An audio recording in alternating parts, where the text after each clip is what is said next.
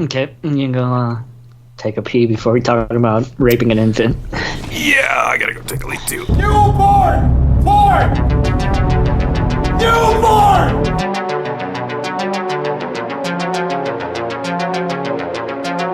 Newborn!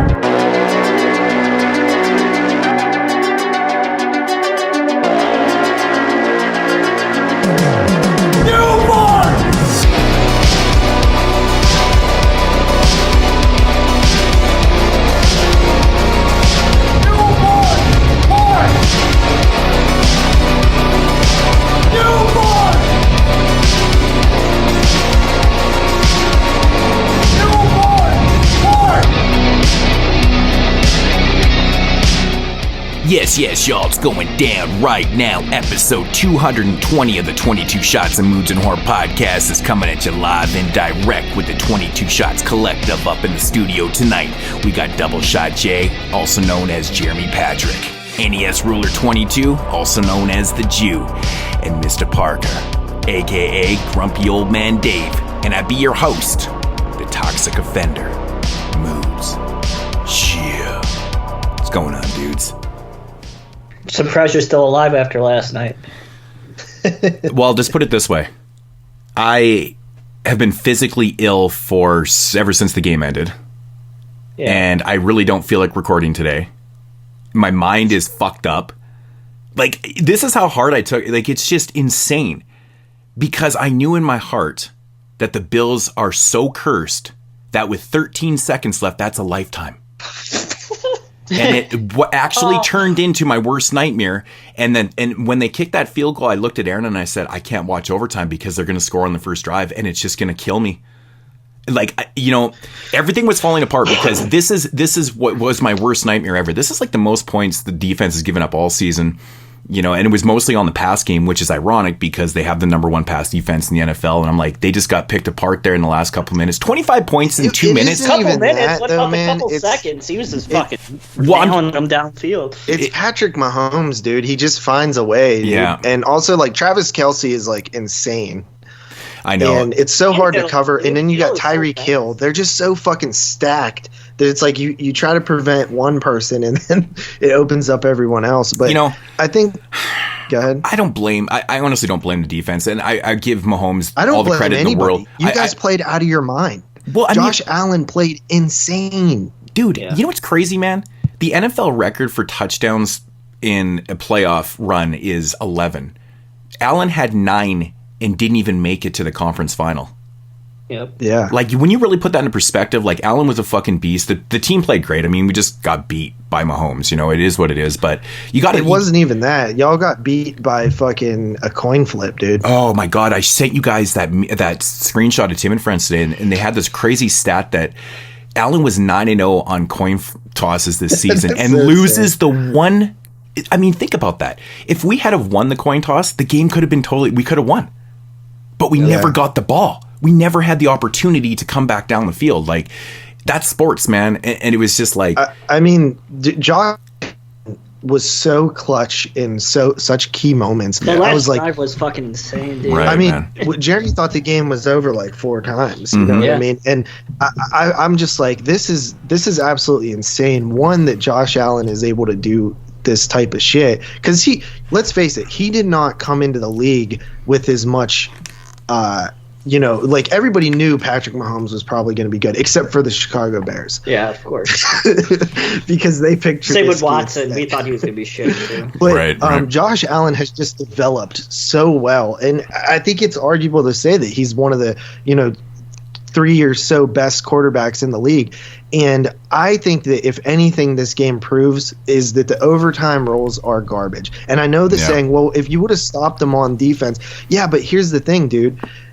If Patrick Mahomes gets the ball last and then he wins the coin flip, how is it fair that the defense has to go out twice in a row? Right. There's not even a break in between. You know what I mean? So it's like you have your defense who just was on a drive and then another drive of defense. It just to me, there needs. I honestly think they should just play another quarter. And people are like, "Oh, you want the game to last that long?" Every other fucking sport does. Fucking baseball lasts forever. You know what I mean? Not hockey though. Hockey's right. It doesn't even have to be a 50-minute. They could just play a 10-minute. No.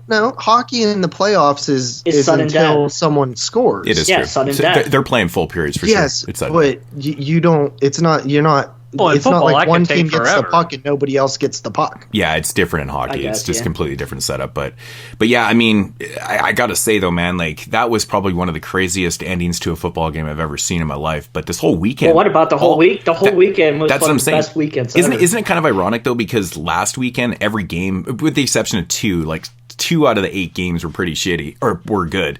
The other 6 were kind of blowouts. Yeah. And then this weekend it was like the polar opposite. All 4 games the first 3 ended the same way with a field goal at the buzzer. And then this one, obviously we know what happened in this one, but fuck me, man. What a great weekend for football. But well, I couldn't be any more disappointed. I couldn't be any more disappointed because like I really there's a reason why the Bills lost. I don't know why.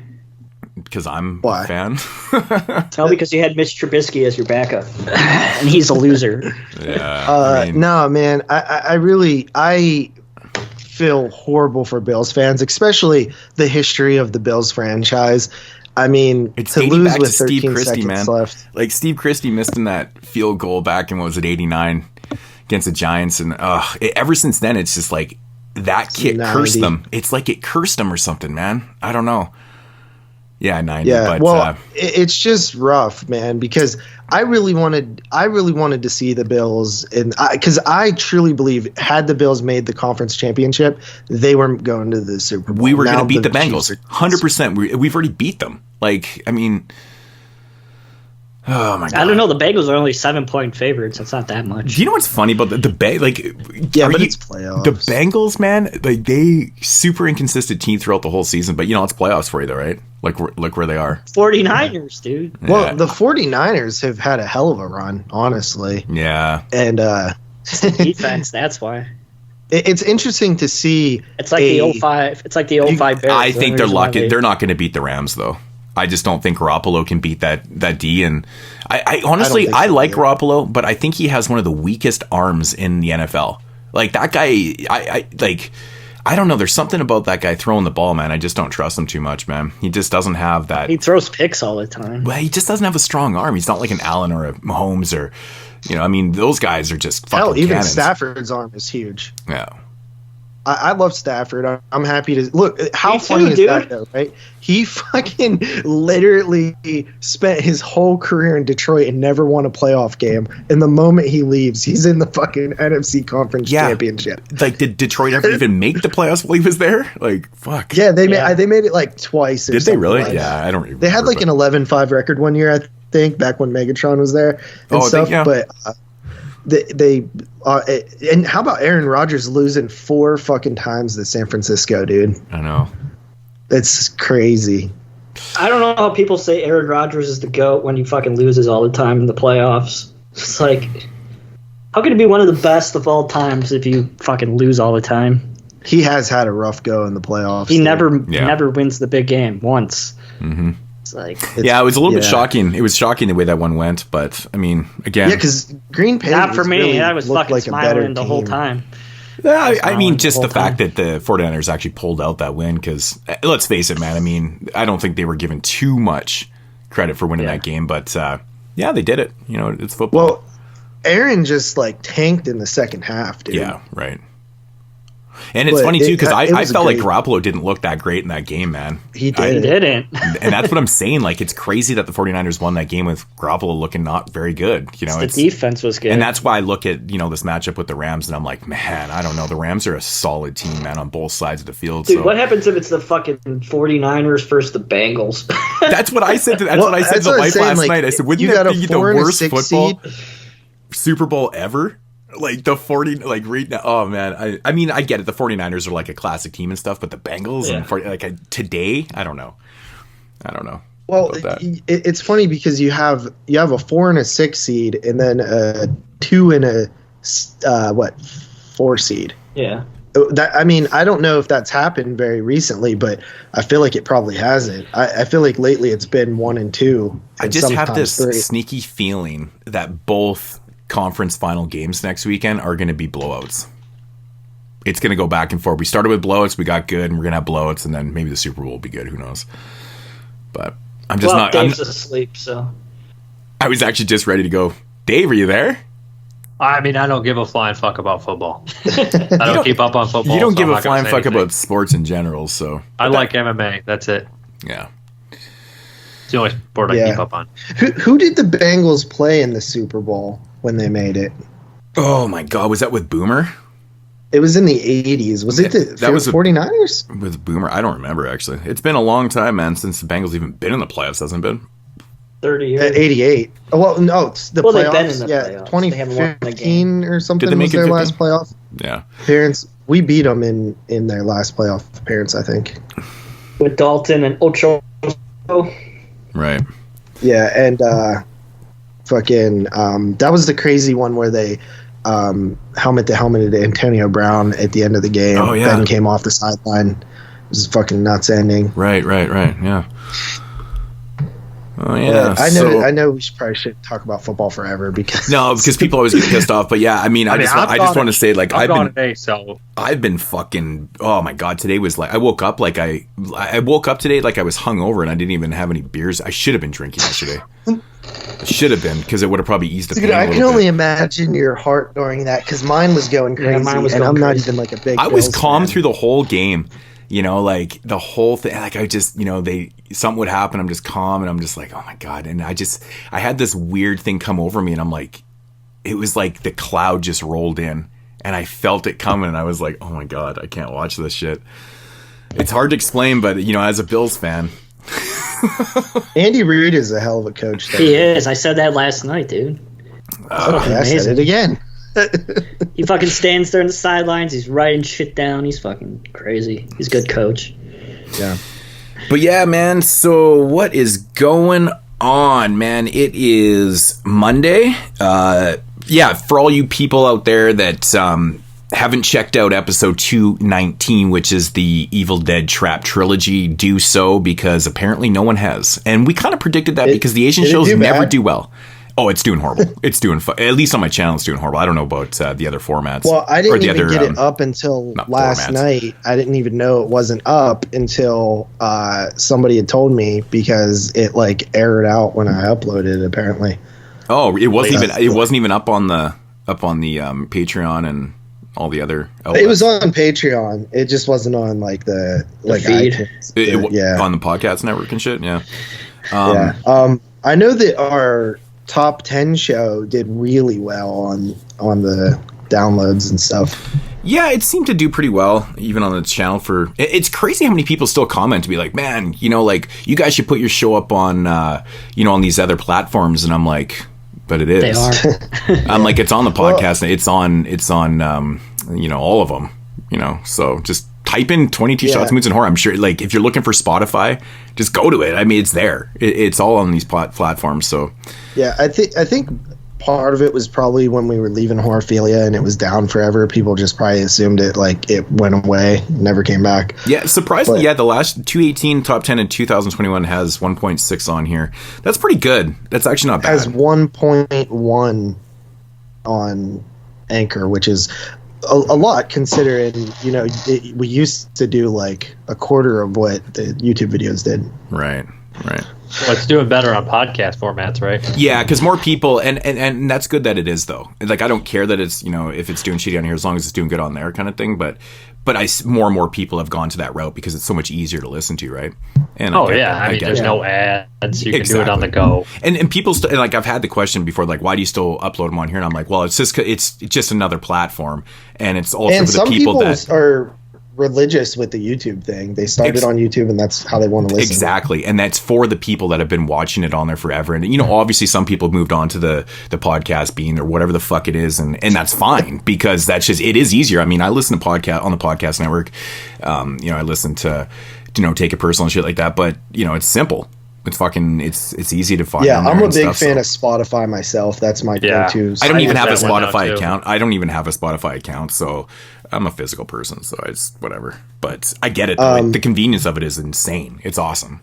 So I know that like the Spotify these days is probably like 50% of our listener audience. I think a lot of people still use the iTunes, but Spotify is definitely growing. Yeah. And I think it's like just super convenient. Like it'll notify you when new episodes are up and stuff. You get a little notification on your phone. On Spotify, can you put up like polls on Spotify and shit? Yeah. Like that? Okay. So yeah, I think that's another thing why people like that too, because you can have that kind of interaction with the listeners and stuff like that also. So that's cool. That's cool. I mean, I guess you can do that on YouTube too. I guess you can put polls on the channel. I've never done that thing before, so I don't really know. Yeah. I'm still basic. I'm still living in 2012 YouTube land. Like my kid he's got a fucking gaming channel and he's like showing me all this shit and I'm like, what the fuck are you talking about, man? Like I didn't even know he could do shorts. Yeah. Like, well, you should have been like, hey motherfucker, we used to do video responses. Get the hell out of here. Yeah. Like everything's changed so much. Responses. Everything's changed so much. Plus he uses like his tablet and all that type of shit. So it's upload and all the functions, everything is all different on that because I use my laptop. So everything's all different. I'm like trying to show him. He's like, what are you doing? He's like, I do this. And I'm like, what? So I have no idea what's going on, but yeah. But what games is the little fucker playing? Fortnite. Yep. Fortnite. He's like obsessed with it. Like he's got a million games, for the PlayStation and like he plays fucking Fortnite. It's just ridiculous, man. So yeah, and Fortnite's a free game. Yeah, that's my point. Like you got to. Yeah, but he's probably spent all of Moots' money on fucking stupid shit on it. Skins. Yeah, he does. He Fortnite spends his own money now. Like that was the thing. Like the wife makes him work for it, and he's like, "Oh, I'll buy this." And I'm like, "I spent $50 on it." I'm like, "What did you just say? You just spent $50 on this?" I'm like, "This is a virtual skin." I'm like, "I don't even know what the hell that is. I don't even know what's going on here. I bought this car or for this thing," and I'm like, "What the fuck are you talking about, man?" I'm just it's like those NFT things. There are people like buying just fucking pictures. I was like, I still don't get that. I am literally the whole NFT thing is weird to me. We should make a 22 shots NFT and exploit it and make money. Like when you're a kid, and you're trying to explain shit to your parents, and they're like, "What are you talking about? I just turned into that person." Right? Because as a kid, you're laughing at your parents. What do you mean you don't know what this is? Blah, blah, blah. You're an idiot. But no, I'm pretty much that person now. So. Also, your parents don't really care. Like, well, and honestly, that's the other thing too. Because like with Fortnite in the games he plays, I'm like, I don't care. Because if I'm going to sit down and play game, it's going to be sports games, right? I either play baseball or hockey or something like that. But I'm simple. I'm old school and simple. Actually, a lot of times I play retro games. I play my original Nintendo a lot. I'll play like Mario 3 and shit. So I'm still living in the 80s. The rate is $8.50 right now. Yeah, on Blu-ray. Actually, I still play Mario Kart like it's going out of style. I love Mario Kart. Mario Kart's awesome. Mm-hmm. So I was speaking of like technology and people not getting it. I was at work probably about 3 weeks ago, and we always have people. I know we always have people who can't get on the Wi-Fi because they're old and dumb, right? So this dude you don't have to say old and dumb. I mean, one will do. Oh yeah, it's the same thing. One means both. One means stop both. Insulting Dave. God. This dude wanted help getting on the Wi-Fi, and I was trying to explain to him how to do it, and he was like not getting it. I was like, just bring your device down, and I'll help you out.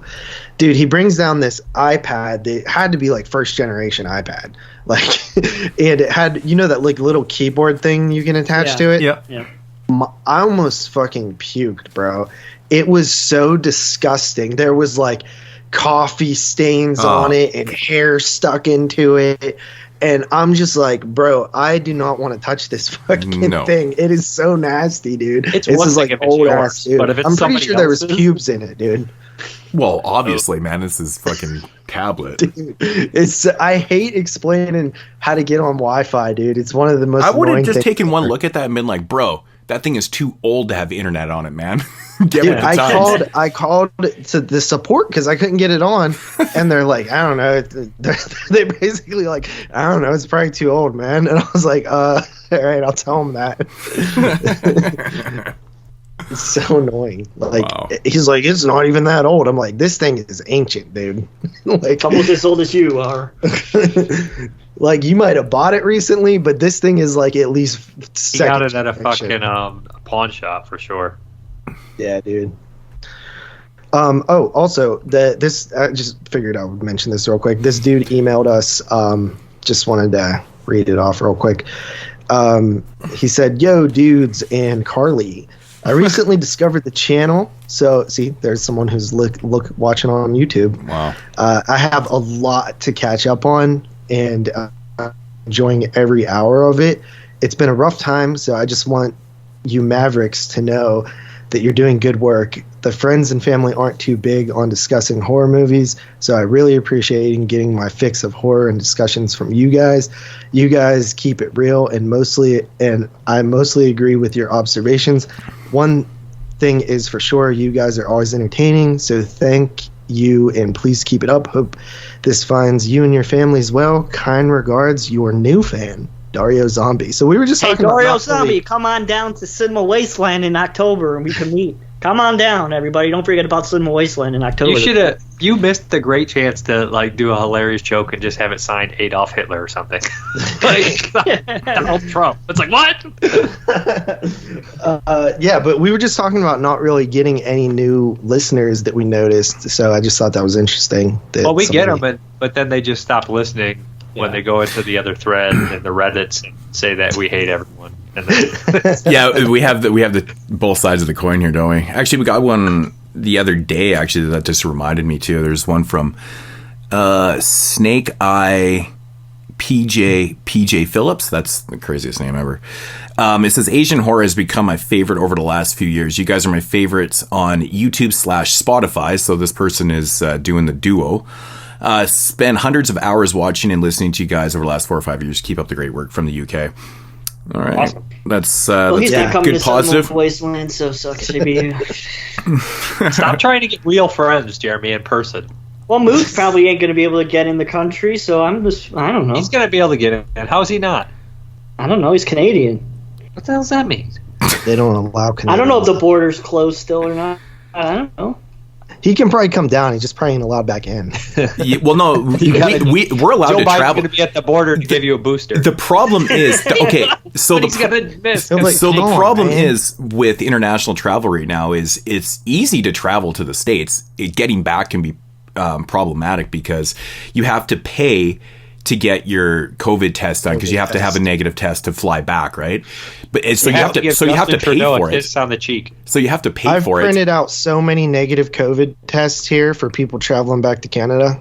Yeah, man. It's like, and if you do test positive, then it's like a big fuck around and shit like that. And, it's actually kind of funny. Me and the wife were talking about this a couple days ago because we were, just talking about traveling and shit like that. And we heard this crazy thing about some of the Mexican resorts right now, what they're doing to people. And so basically, raping them. What they're doing is they're fucking them over. Is what they're doing is so you have to get your test done to be able to fly back, like we just said. So what some of the Mexican resorts are doing right now, they're giving false positives, and so they have to stay. So they have to stay in the resort. Exactly, and it's been happening to tons and tons of people. And I'm like, oh motherfucker! I'm like, man, people are just profiting off this shit like a motherfucker, right? So yeah, I told you they're profiting in my industry. It's crazy. Oh yeah. Tests are $89 and they charge $200. Yeah. And if they have to test, what? I feel like we should all have home tests by now. Yeah, these rapid tests. Now. We have a website. We can just go to them and get free tests if we want. Yep. Yeah, but I mean that's just the thing that's deferring people from traveling international right now because of it's just a pain in the ass. Like I mean, they're charging extra apparently for the Canadians to get tested and stuff like that to come back, and it's costing like a couple $100. People are like, well, fuck that. I got like 4 people in my family, so. And then if you test positive, and oh my god, it's a fucking headache. So, but who knows? Yeah, I mean, Wasteland's in October. I mean, that's 10 months away. I mean, I don't know what the world's going to be like in 10 months. I have no idea. Who knows? But I would like to go. Obviously. Yeah, definitely. My boss takes her son to like cubing competitions with the Rubik's Cube, and you have to Cubert. No, you have to have negative tests to go there, and a lot of concerts are doing that now too. Rubik's Cube competitions. Yeah, he's like really. Jeez, that's more nerdy than us. Man, I have never heard of. I guess it's probably for yourself. Well, they have like board game tournament. Like there's tournaments for every type of thing. I think. Man. Cubing is huge, dude. It's like really big right now.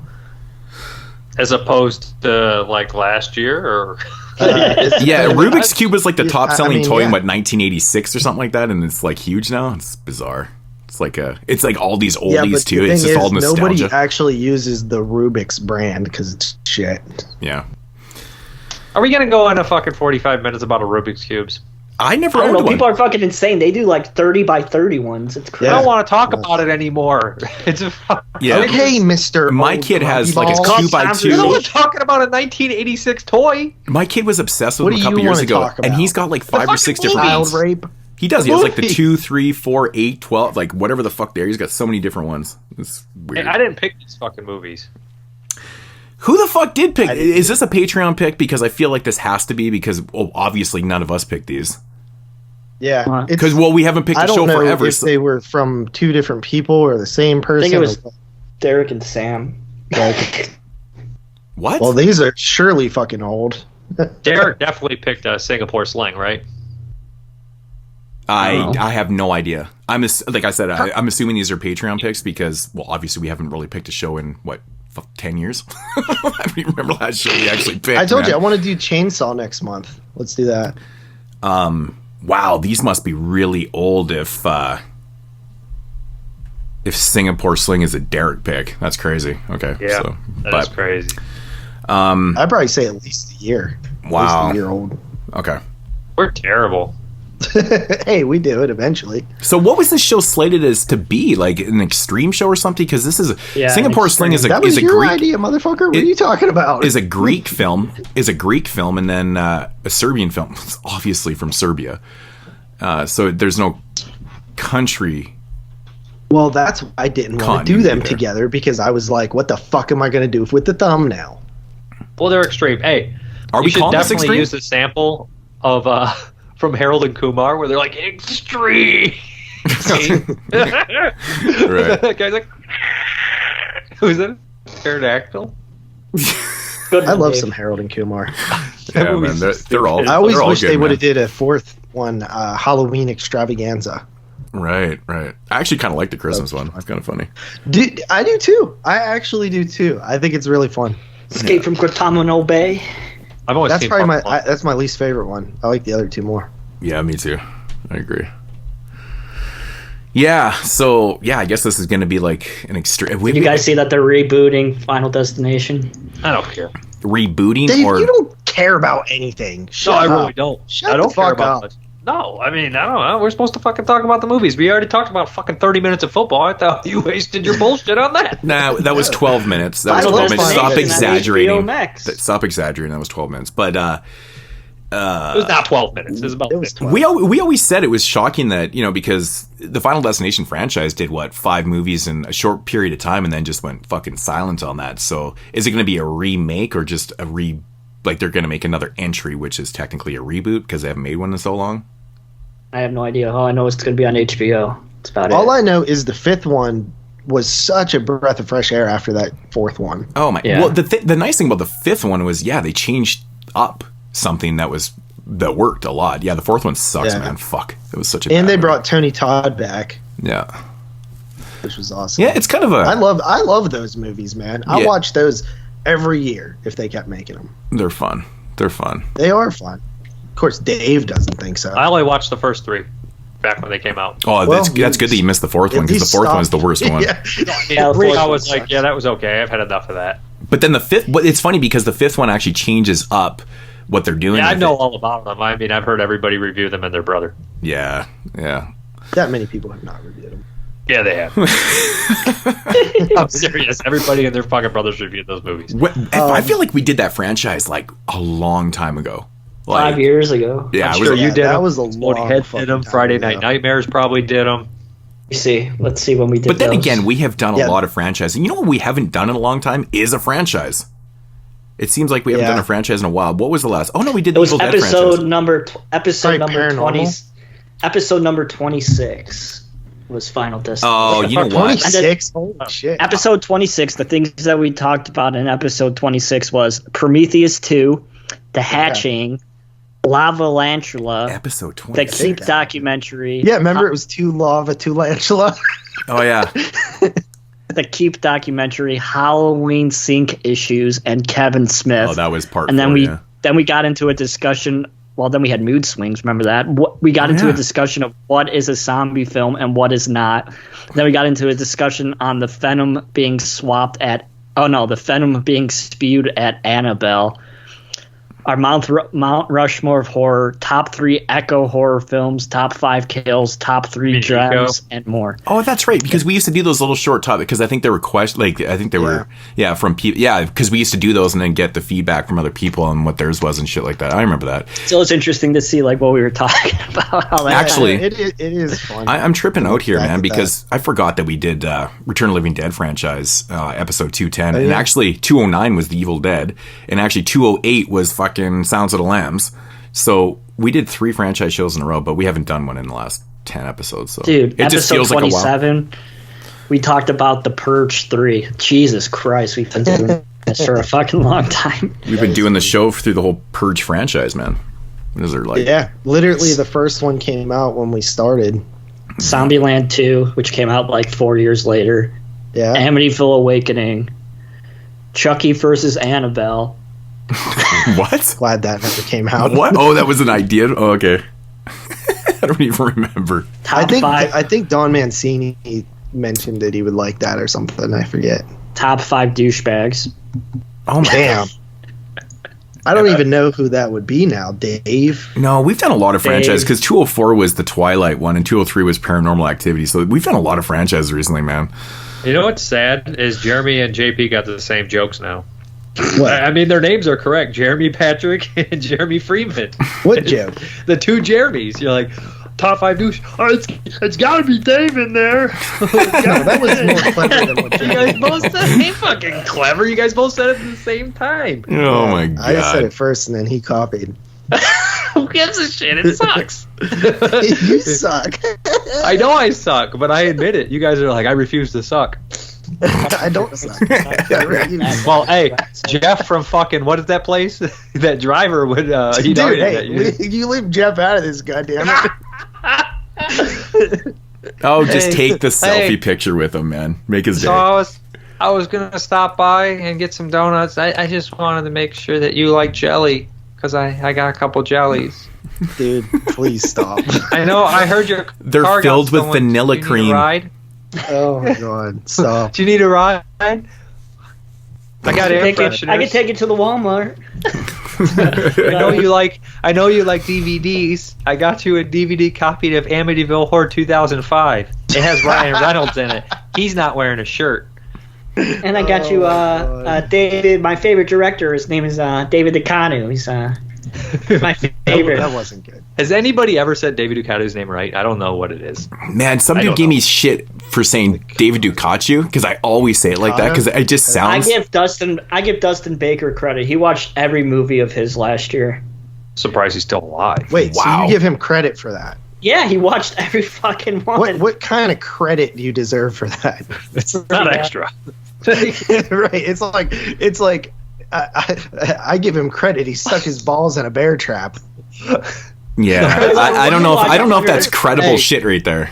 You Watch watch Joe Biden on the 154 phone. That man deserves a Purple Heart. You watch 154 David Decoteau movies and you see if you survive. He's done 154 movies. I would never. I honestly might rather die. I'm not trying to be a jerk. I'm not even exaggerating. Oh, no, I'm there with you, man. My will to live is so low. I'm there with you, Like- man. I could never do that, man. That dude's movie. I already told you I'd run face first in a gun if my imaginary kids got shot. You think that I'd fucking watch 154 David Decoteau movies? That's true. No, I agree, man. I mean, you don't want to watch rusty the butter wrong knife for myself. cheerleader coach, mommy's deadly con artist, None of them, actually. Just stop. husbands for Christmas. No. I would watch anything he made before 1995. And then after that, I wouldn't watch any. So one movie? No, he made He did Dream a Maniac. bunch of shit. Dude, he made Puppet Master Creepazoids, 3? he made Dream Maniac, he made Puppet Master 3. He used to make good. He's the same boat as a lot of those guys. Like, you give him $2, you get the $2 movie. You give him more money, you get the better movie. It's just the way it is.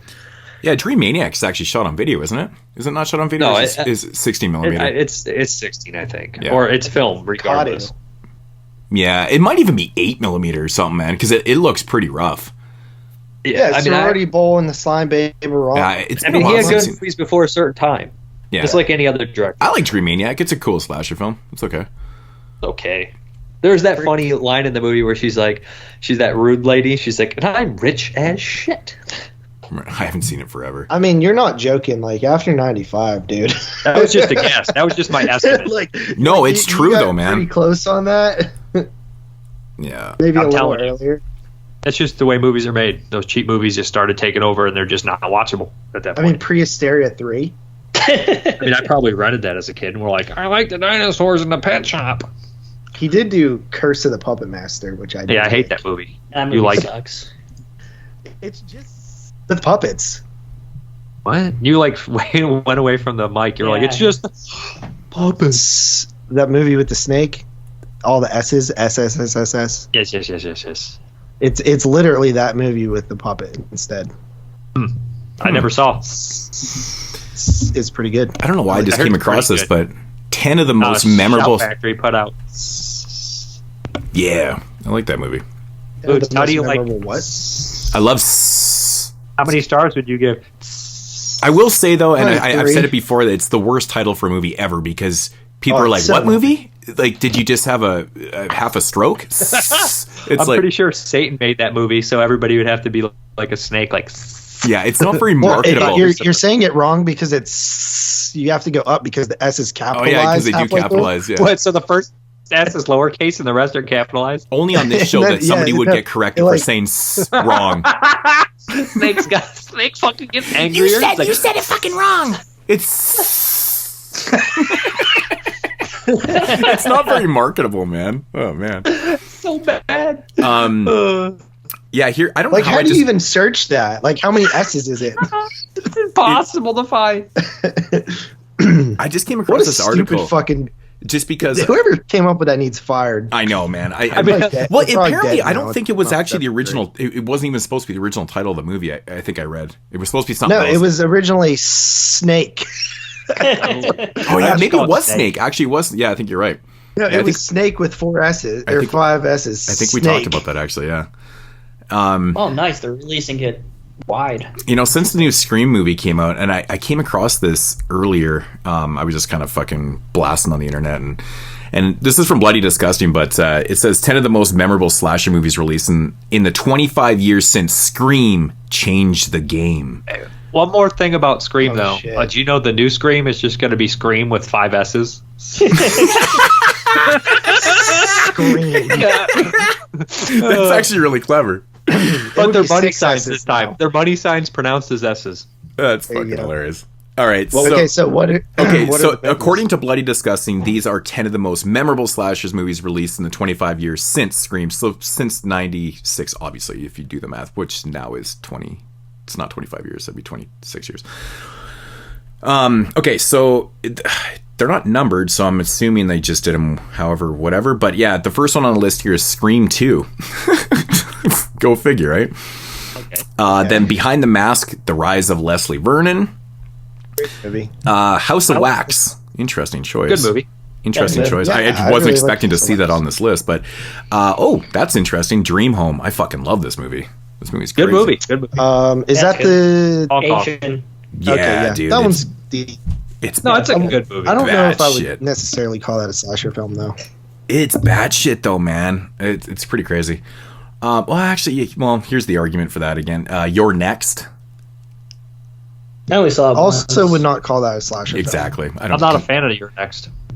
I saw it don't. once. I don't mind Like it, but it, I don't. I wouldn't put it in the slasher genre though. It's more of a home invasion. It's like straight up home invasion, right? Like it's not really a typical. It is. It turns kind of in slasher. It but I does. don't know. It does. But I Either would way. just I don't classify really- it as a home invasion. But Yeah, just so you know, they're releasing the black and white version of Nightmare Alley wide, so you could go see it wherever. Is it? I'm probably gonna see it then.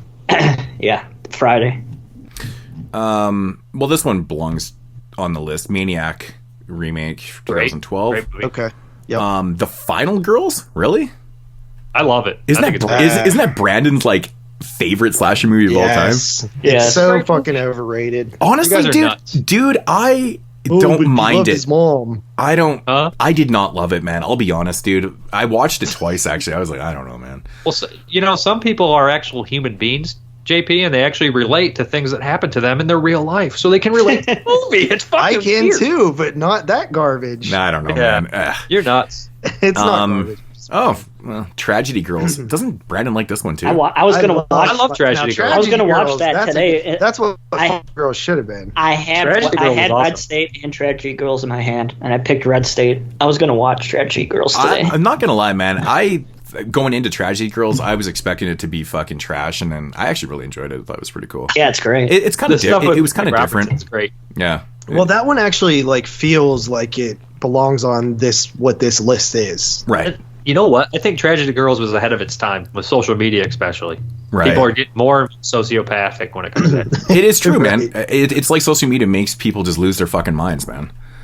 Assassination Nation's like that too. About Yeah, it's a social detachment media. from reality Yeah. Well, that's what I'm saying, right? It makes you, yeah. and humanity. And then, oh my god, seriously, fuck, Happy Death Day. Cereal.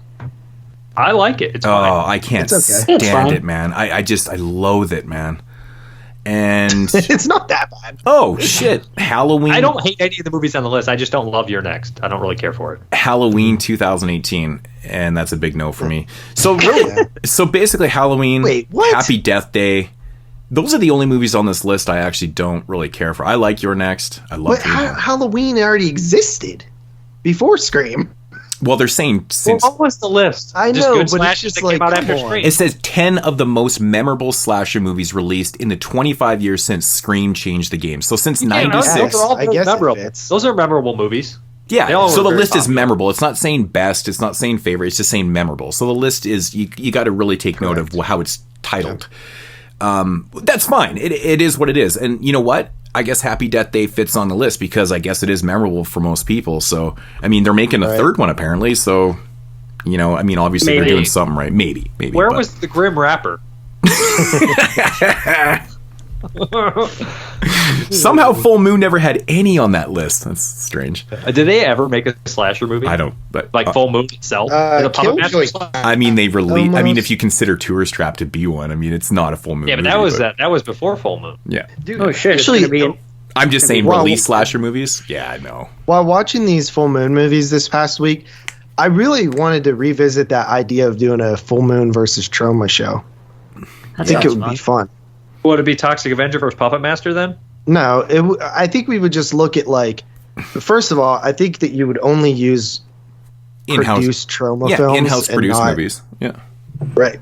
And then maybe you just break it into eras, right? Like maybe The thing is like with the Full beginning- Moon, they have such a bigger catalog because they didn't distribute a lot. They mostly made all their movies, right? So Right. where Trauma is mostly distributed. I mean, if you look at the in-house productions for Trauma, there's only like maybe a dozen. It's kind of crazy. There's not that many. Well, there's probably Yeah, but more I than was that. thinking you kind of do it like maybe look at like, okay, what's the popular franchises from them? You go like Toxic Avenger and Class of Nukem High versus like Puppet Master and fucking Evil Bong, I guess. I guess there's And 9 then maybe movies right there. There's 9 movies right there. Well, I'm not saying we watch everything. I'm just saying like just talk about it, and then also like early era versus late era, kind of just a discussion on the two companies and stuff like that. Thought it would be I know we used to think about doing less review centric episodes back in the day, but we kind of got away from that. I was thinking maybe we could come up with some ideas to do just like I like my conversations and idea. shit. I still like the idea of doing, instead, mixing up the top 10 lists instead of doing strictly years, which we won't stop until we kind of run out of years, I guess. But Right. but doing never gonna specific subgenre top 10 lists, like just an example, like top 10 Vampires. like vampires or werewolves or just something. It doesn't have to be that generic, but it just something along those lines. You know what I'm saying? So. I think that would be okay. Yeah, that would be fun. I really would. We did enjoy bring that doing up years ago, and I know there was some feedback going, yeah, that's a good idea, actually, because if we had all 4 of us on here, I'm sure our list would be completely different. It'd be fun conversations and stuff, and it's outside the box of a specific year, too, and plus you get to watch a bunch of fucking whatever movies, slasher movies, werewolf Or you could movies. do director ranked. You could do every movie from a director that doesn't have too many and rank them. Rank them. Yeah, we could do Argento easy. Or 'cause Carpenter. we've covered them all. We already did Argento. Yeah, we kind of ranking? did. It would be fun to go through somebody's Yeah, but like filmography. sort of like a more that was just based off of like fucking throwing a list together in 2 seconds. Yeah, I think that'd be okay, and then, But, those episodes, then it's not like strictly reviews, and yeah, it'd be fun to do. Yeah, yeah, Because like I've seen I've seen all Romero's movies. Yeah. yeah, like we could do a Romero. That would be fun. Yeah, I like the idea of doing other shit besides reviews here and there. Right. I think we should definitely consider. Actually, what do you guys think, listeners out there? I mean, we're getting to that point too, because the Patreon stuff is coming to a halt, and like we're going to get to the point where we're going to have to, start picking, either reviews or just say. But I would like to go to the latter and do, these type of ideas, if that's something that y'all. I'm not saying into. Completely drop reviews either, but no, absolutely not. Worst Canadian horror films. But we're still going to have these, these top 10. Random years, and then the year-end show. Like, there's still those shows are going to exist, right? But then mix it up with all this other shit. I think it'd just be fun.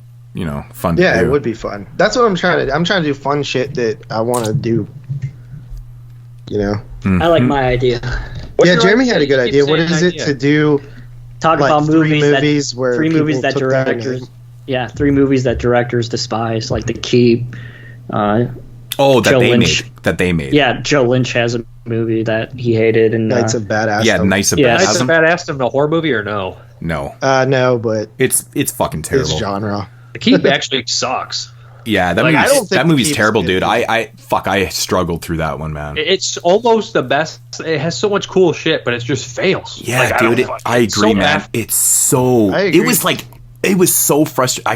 I could not pay attention, man. It's like the monster's great, the music's great, the castle's great, the cast is great. You're just like, why is this bad? I cannot figure out why this is bad. It makes no the sense. That's why it's location's bad. awesome. See, that's Fucking the sets good. that's the conversation right there. Why does this movie There you have go. all the elements of being amazing, but it sucks fucking donkey and why dicks? does Michael Mann hate it so much, and all that kind of stuff. Yeah, we'd have to do a little bit of research for. I think Michael Mann actually even right? said, though, there was a lot of production problems, and then they recut the movie because, his cut originally had a bunch of different stuff, and then they put it. It's that typical studio shit where they're like, well, we don't like all this shit, so we're going to cut it and make a different movie, and then they put it out, and he's like, fuck that, that's not my movie. So, that's happened to a lot of directors where the studios literally changed the end product, and you're like, fuck that, I want my name off that shit. I totally respect that. I respect that because when you have a vision as a director, and a film's edited a certain way in the way you want it, you're like, that's my vision. Fuck you, man. Change my shit. It's artistic integrity, that's what man. Joe Lynch. Coscarelli had Beastmaster. Right. And this is actually, that would be a show in itself right there. Movies that were hacked up by studios and released, and directors going, fuck you. That's not Alien my shit. 3. Right. Alien 3. Nightbreed. Exactly, man. Those are great examples of exactly what we're talking about. Exactly. And results that are just underwhelming, and then the director's like, no. But Nightbreed, I still think's great. Hellraiser 4. Yeah. Hellraiser 4 could have been great too. He took his name off of that one. Hellraiser 4 could have been good. That's an we'll Alan just do Smithy horror production. movies directed by Alan Smithy. That's That's what I wanted to do. Nightbreed is Alan one of those Smithy. movies that, like, I find Alan it Smithy, is so director mixed. spotlight. That's That's what I wanted to do, but 4 horror movies directed by. Oh, yeah, Yes, there's there Maniac Cop fucking 3. is. Get out of here. Maniac Cop 3 is an Alan Smithy. Yeah. Yeah, but was Lustig really that embarrassed of Maniac? Yeah, Cop? he hated that movie. Yeah. He just Lustig- did I just listened to the commentary recently, and he was like, "I'd come around a little bit now." But Yeah. he even put fucking on the back a commentary by Alan Smithy. Dude, Lustig's the best. But fucking funny. Larry Cohen actually doesn't like that third one either, right? Like, didn't he? Larry Cohen in the interview was like, 2 out of 3 ain't bad. Yeah, like he wrote this shit and he's like, no, this, like he said something on the lines. It was a terrible write or something. I can't remember. It's pretty funny though. It was just fucked up. I don't even hate the movie. It's still entertaining. I haven't seen it for so long. Stupid. I feel like after talking to you that I might like it a little bit more. Well, don't watch 2 right before it, because 2 is See, so good. I've only that seen it's 3 great. one time, and I watched all 3 of them in like the same. No, just watch number 3 first, and you'll be very happy. Like 2 is you know, great. 2 is way better than all the other ones. I mean, like, Yeah. I love 3 though. 3 is just fun. I just don't give a shit. It's stupid. It's Hey, meatball. Maniac Cop. The Birds 2 was a fucking Yep. Alan Smithy. Yep, I know that. But the And Birds 2 ain't even that bad. It's bad, but it's not like Supernova, real that- bad. Fucking Rick movie that- Rosenthal directed that. Supernova, that Scream Factory movie they released. That's Alan Smithy. Yeah. Oh, still laughing about fucking. Who directed? I can't get that angry S in there. I'm sorry. You just can't do it. Oh man, Alan Smithy shit. Yeah, no, I think we could definitely come up with some fun ideas. Where does the whole Alan Smithy shit come from? There's a documentary about it. So it's called the what is it? This film is an Alan Smithy film or something. Oh yeah, an Alan Smithy film, Burn Hollywood Burn. Oh shit. Ooh, Appointment with Fear from 1985. I watched that for 85. That movie fucking sucks balls, and Alan Smithy was credited originally with directing it. No shit. Student Bodies was Alan Smithy. I love Student Bodies. Student Bodies is fun. He directed Student Bodies? Bloodsucking Alan pharaohs in Smithy's- Pittsburgh. It's not a real person, Moose. I was gonna say, I was like, he didn't. That's Alan not the director. Smithy's just the name that directors It's a take off pseudonym. the movie. Yeah. No, that I they was hate. like, yeah, exactly. But I was like, that's not the name of the guy that directed Student Bodies. I'm just tripping. Hellraiser Bloodline. Yeah. Kevin Yeager directed it, but it's an Alan Smithy. It's so funny that it says Alan Smithy in the credits. It's Wait, like, let me damn. look at the Blu-ray Which one? that says that on the back. Hellraiser 4. It's Alan Smithy as well. Oh, that's funny. Yeah. Let me Yeah. look at the back of the Blu-ray. But no, I think Yep, directed by Alan Smithy. There it is. maybe we could each come up with our own idea for like some sort of show or something and do them. That would be fun. He has Right. alternate names too. Right, and we're obviously going to be taking ideas from the listeners also. What do you guys want to hear Yeah, us what do do? you guys want from us? What do the you- fuck do you want? I mean, we're open for anything. Like, I mean, totally. And if you say do the show without pants on, we've been doing that. Yeah. We'll think you're Jeff.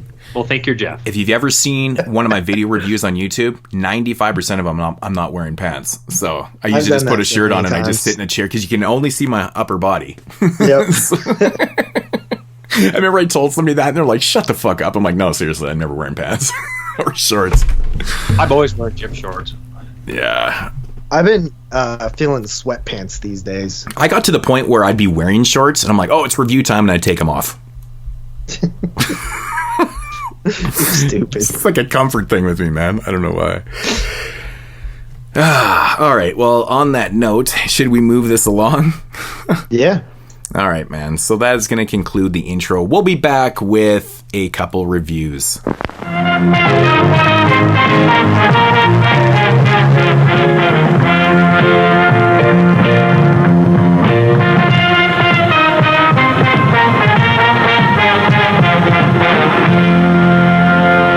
And now, our feature presentation.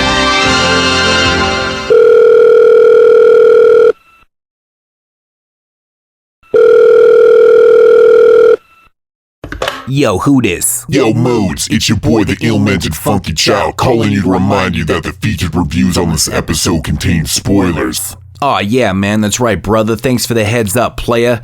Now go back to being an unproductive asshole. Fuck you.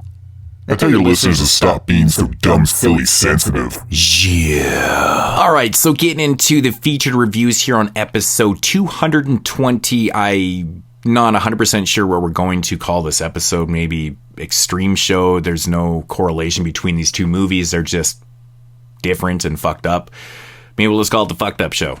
I don't know. Incest show. Incest show. We Incest show volume Oh my 1. god, we could do that. You know, Every time we could. I never even actually thought, but that's the bond. I That's think the we'd bond. probably get flagged. I don't even know if we're allowed to title it that. Probably not. But that is Actually, that is the because bond. We're That gonna whole get weird moved channels incest later. porn thing now, because like everybody has like on those like porn sites, it's all incest shit, which is fucking Yeah. off-putting. Well, I don't know. It's No, like one no, of the no, most no. It's not popular. incest. You have to They're say step. stepbrothers. You have They're to say step. stepbrothers. Are you defending it, or I mean, sounds like you're fucking trying to? Well, I'm sure JP Hey, is. I've watched a My handful of stepson? those. He likes those. He likes those incest things, man. He's a big fan. That's been. I like the girls. Everybody likes it, dude. It's a huge thing. It's probably the. I'm not one of the into it. most Well, then, popular I'm fucking thinking. subgenres. I'm thinking this first movie up here, from 1990, directed by Nikos Nikolaitis. He's a Greek director. So this is a film from Greece, called Singapore Sling. Now this one's got to be right up your alley there, JP. Actually, when I was watching this movie last night, I kept thinking of you. I was like, man, you must Me be too. I loving kept thinking of me too. I was like, yeah, I'm like, you must be loving this movie right now because it's got some pretty blatant incest shit going on in it. So, yeah, okay. So, quick little synopsis here: a man searching for his long lost lover is kidnapped by her killers, an insane mother-daughter duo. and they force him to commit various sexual atrocities with them. Not really. All right, so Yeah, that's about it. had always heard of this movie. I know that Synapse released the DVD years and years ago. I never picked it up. I don't know why. I just never did. So I knew about this movie, knew nothing about the movie. I couldn't help but notice, like, obviously right away you notice that it's shot in black and white. And then you realize why it is shot in black and white, because it's basically like a film noir. It's got the same setup as a film noir mixed with a black comedy mixed with a sexual exploitation film. That's exactly what it is. They really did a good job with the like film noir aspect with like the rain and just well, the overall the sound. Me and Dave were talking. It's like this movie's too well made for what it's. Well, the sound both effects, these right? movies are both guilty of being too well made for their subject matter. Right. That's why they probably got shit that they do get, is because they actually are effective. I did notice that, man, because like the sound effects, you know, the always howling wind in the background and stuff that you always hear in the, you know, old 50s and 40s films and stuff like that, and film noirs and shit. They captured that so well in this movie. It was so well done. But yeah, it's a very dark black comedy, you know, mixed with some crazy extreme ideas, mixed with, you know, this film noir subject. You know, it's literally like every film noir. It's a detective looking for somebody, and then a bunch of shit happens. Like it's literally the same setup. The daughter, she has like halfway through the line, she'll have like a full retarded moment for a second, and then she'll keep going. It's the mother will like slip up and start speaking in fucking another language. She's speaking in French. Well, you know what, man? You know what? That's something I was trying to figure out if it was done accidentally or if it's done on purpose, because there is moments totally where totally done on purpose. There's no mistakes. Because she would say a line in whatever. I don't know if it was French. Is it not Greek? I have no idea. It's French. It's French. So she speaks French, and then she'll just repeat what she said in French. No, he doesn't understand French. Oh, okay. Right in English, and I'm like, okay, so you know, it is what it is. But it kept happening throughout the film with the mom all the time. Like it literally was the mom every single time. So, but the guy who does voiceover in this, it's all voiceover for him, the detective, and completely speaks in a different language. So, well, he never speaks except voiceover, which is strange. Yeah, and weird thing also is they narrate, and they're narrating during scenes that they're fucking in. They'll literally be narrating, and then they'll turn around, and then they'll be in the scene that they're narrating. And it's just a very weird story. But they're narrating like they talk to the camera. Like, they bring. But they're also too. Like the whole movie's what's breaking the fourth during wall. the scene. Yeah, the whole movie's breaking the fourth wall. That is a really odd concept for a filmmaking, because, you know, of having the lead detective voice over the whole film where he never actually has any, you know, in film dialogue, and then you have these two main characters, the mom and the daughter, who are, you know, breaking the fourth wall and narrating scenes that they're in and stuff, and it's actually kind of done brilliantly at times, because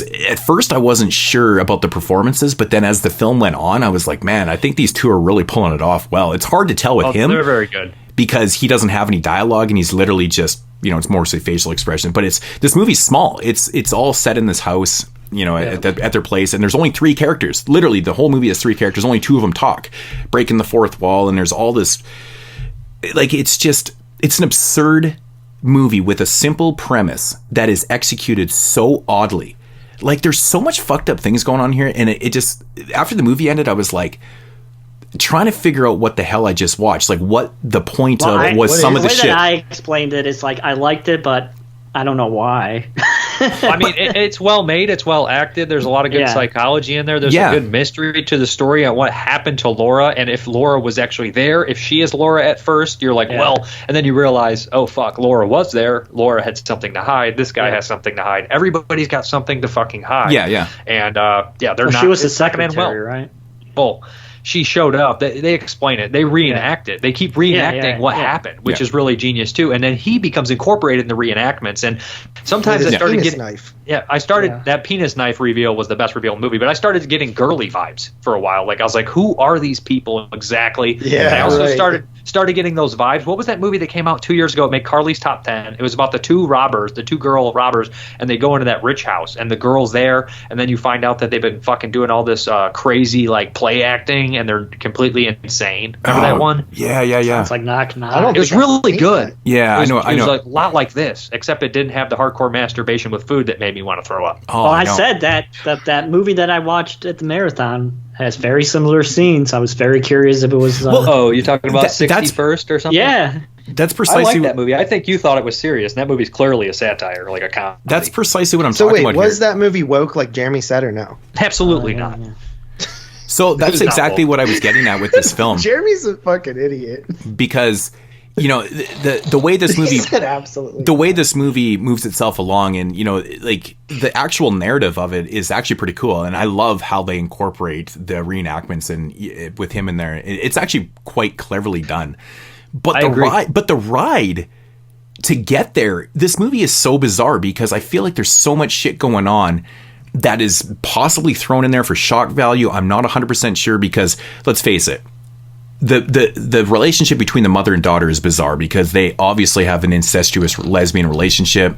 They show clips of... I've never seen a strap-on scene like that between mother and daughter. But it stems because this movie actually starts out with the mother and daughter mourning the loss of the husband/father. Chauffeur. So... Yeah. And so, and the weird thing is, like, he has died and he's mummified in their attic and stuff. And they show flashback clips of daddy doing the daughter doggy style. I don't even think that's flashbacks. I think that's why she's. I think it's current. I think that's why she's fucked up. The father obviously sexually abused her, right? And the mother. And the mom didn't Yeah, but help the either. father also. Now, I don't know what the reliable nature of the narrator is, but they mentioned that the father was the killer. Like, he would kill people. Exactly. I think that I think mean? they kind of explained it a way that they started doing it as a way of like a homage to him or something like that. I think they kind of explained it that they needed to keep Texas Chainsaw Massacre. Yeah, they needed to kind of keep the ball rolling since he passed away. But they show these odd clips of like him doing the daughter doggy style, and then like she's loving him. And then they have this relationship with the mom, and then there's these weird fucking scenes like they're kind of sexually exploiting this dude, and there's an odd scene where the daughter pukes on the dude's face, and then she's masturbating with food. But this is what did I say? She has an ugly. What did I say last week before I watched this? I said I can't stand puke and I can't stand food with sex. Yes, me too. I said the same thing. I'm the same way, dude. And watching this shit, I'm like thinking to myself the whole time. There's these weird masturbation scenes with food and with organs and things like that and stuff. And like, there's like a little bit of cannibalism in here, and there's sex with food, and there's puking. I think it's a cat. I think they're eating cat. From what I it could be. Well, there is a disembowelment scene too with the guts and stuff. I think she might have I don't know. It's kind of a blur now. Cool too. But there's a lot of like craziness that's in the middle of this movie within this kind of like ingenious narrative. Like the ride there is so fucking. It's just bizarre to watch. It really is really bizarre. So my whole thought process was like, what is the point? I get it. They're very sexualized and stuff, but some of the shit that they're doing is like so extreme. It's so extreme. I just think they were fucked up. I didn't understand the masturbation scenes. I didn't understand the masturbation scenes. It's just because like everything that's even said in the dialogue in this film turns into something sexual, and all of a sudden it's like, oh, she's rubbing her pussy. Like she's rubbing her pussy a lot in this movie. Like she has a hairy pussy too. Super sexually. Yeah, it's like, but she's got good teeth. But if you watch if you listen to what they're saying, it also she's got good teeth. Dude, shut the fuck up with the teeth thing. She does. I couldn't see the teeth. With teeth, you always mention it. I couldn't see the teeth because she was too busy opening up her vagina on screen. Like there's open vaginas. It's crazy. Like there's so much crazy shit going on in this, but it's almost hard to like take it serious at that point because if you look on IMDb, it's labeled as a comedy drama horror. But yeah, you can definitely see the the dark elements here. I'm assuming they're using the whole incest thing as like dark. I don't know. But man, it is absurdist. It's absurdist. It's what you'd call like absurdist, like Candide or something, where it's so bizarre. Well, it's like one thing, over the top. Like they're talking about one thing, and then all of a sudden it literally flashes back into like the mummy daddy. The daddy that's mummified, like doing the daughter doggy style, and I'm like, what the? Yeah, the mummy daddy, right? And I'm like, what the fuck? I'm like, this is so bizarre, right? And then it cuts into this scene, and then you get a little bit of like serious dialogue, like voiceover from this detective that's looking for his long lost, and it's all head games too. The whole movie's head games. Yeah, and it's like I didn't understand. So what the fuck? Like, I thought the scene where the detective shows up was like weirdly he was sleeping in the car. He's homeless and he's sleeping in the car. He trailed Laura there. He trailed Laura there to that location, and then he spotted them. He had been shot for some reason. Yeah, that's what I was like. He called the car to rest. He didn't see them kill somebody. They find him. They take him in. They make him a sex slave. Then they realize that he knew Laura because he has the booklet. And they start getting interested. So they know Laura too. So they start like reenacting and bring him into it as their sex slave. But at first, you don't even know if they even know fucking Laura, or they're just reading the book and acting it out. Yeah, exactly. And you still kind of maybe don't know, but it seems like in the beginning they were reenacting it. Yeah, because they who the fuck is Laura to them? You know what I mean? Like, because they're reenacting the murder at one point, right? Because they actually disembowel, like she gets killed and they disembowel her and stuff like that. So, but then they do that a few. But then our main character or the daughter, chauffeur in the beginning, and then the daughter plays Laura and fucking blows the mom. Yeah, right. And then of course, as the narrative progresses, like the daughter kind of turns into Laura. But then there's a point where they talk about her, like the mom even says, I think it's the detective. He's confused. He's like, I'm pretty sure that she's kind of crazy because she actually thinks that she's Laura right now and stuff like that. And like, how are we going to break to her that she's not? Some weird fucking shit going on there. How the fuck did this guy get shot? And why is he just out in the fucking... There's mystery. Why not? The shot thing? No idea. I don't know, because normally when you get shot, you don't continue to investigate a fucking thing. Well, I think that's... it does when you're on your run. It's that typical film noir. He's clearly obsessed with it. It's that typical film noir, man. Like, film noirs, dude, like, that's the obsession. All the detectives are obsessed with cases and stuff. And in this case, it was like his muse, like his lover and stuff like that. So he's obsessed. So he's gonna truck on, even though he's been shot, which is, to the layman, it's kind of like extreme, but it's what you do in film noirs. So I get it. I get the attitude behind it, but this is a weird one.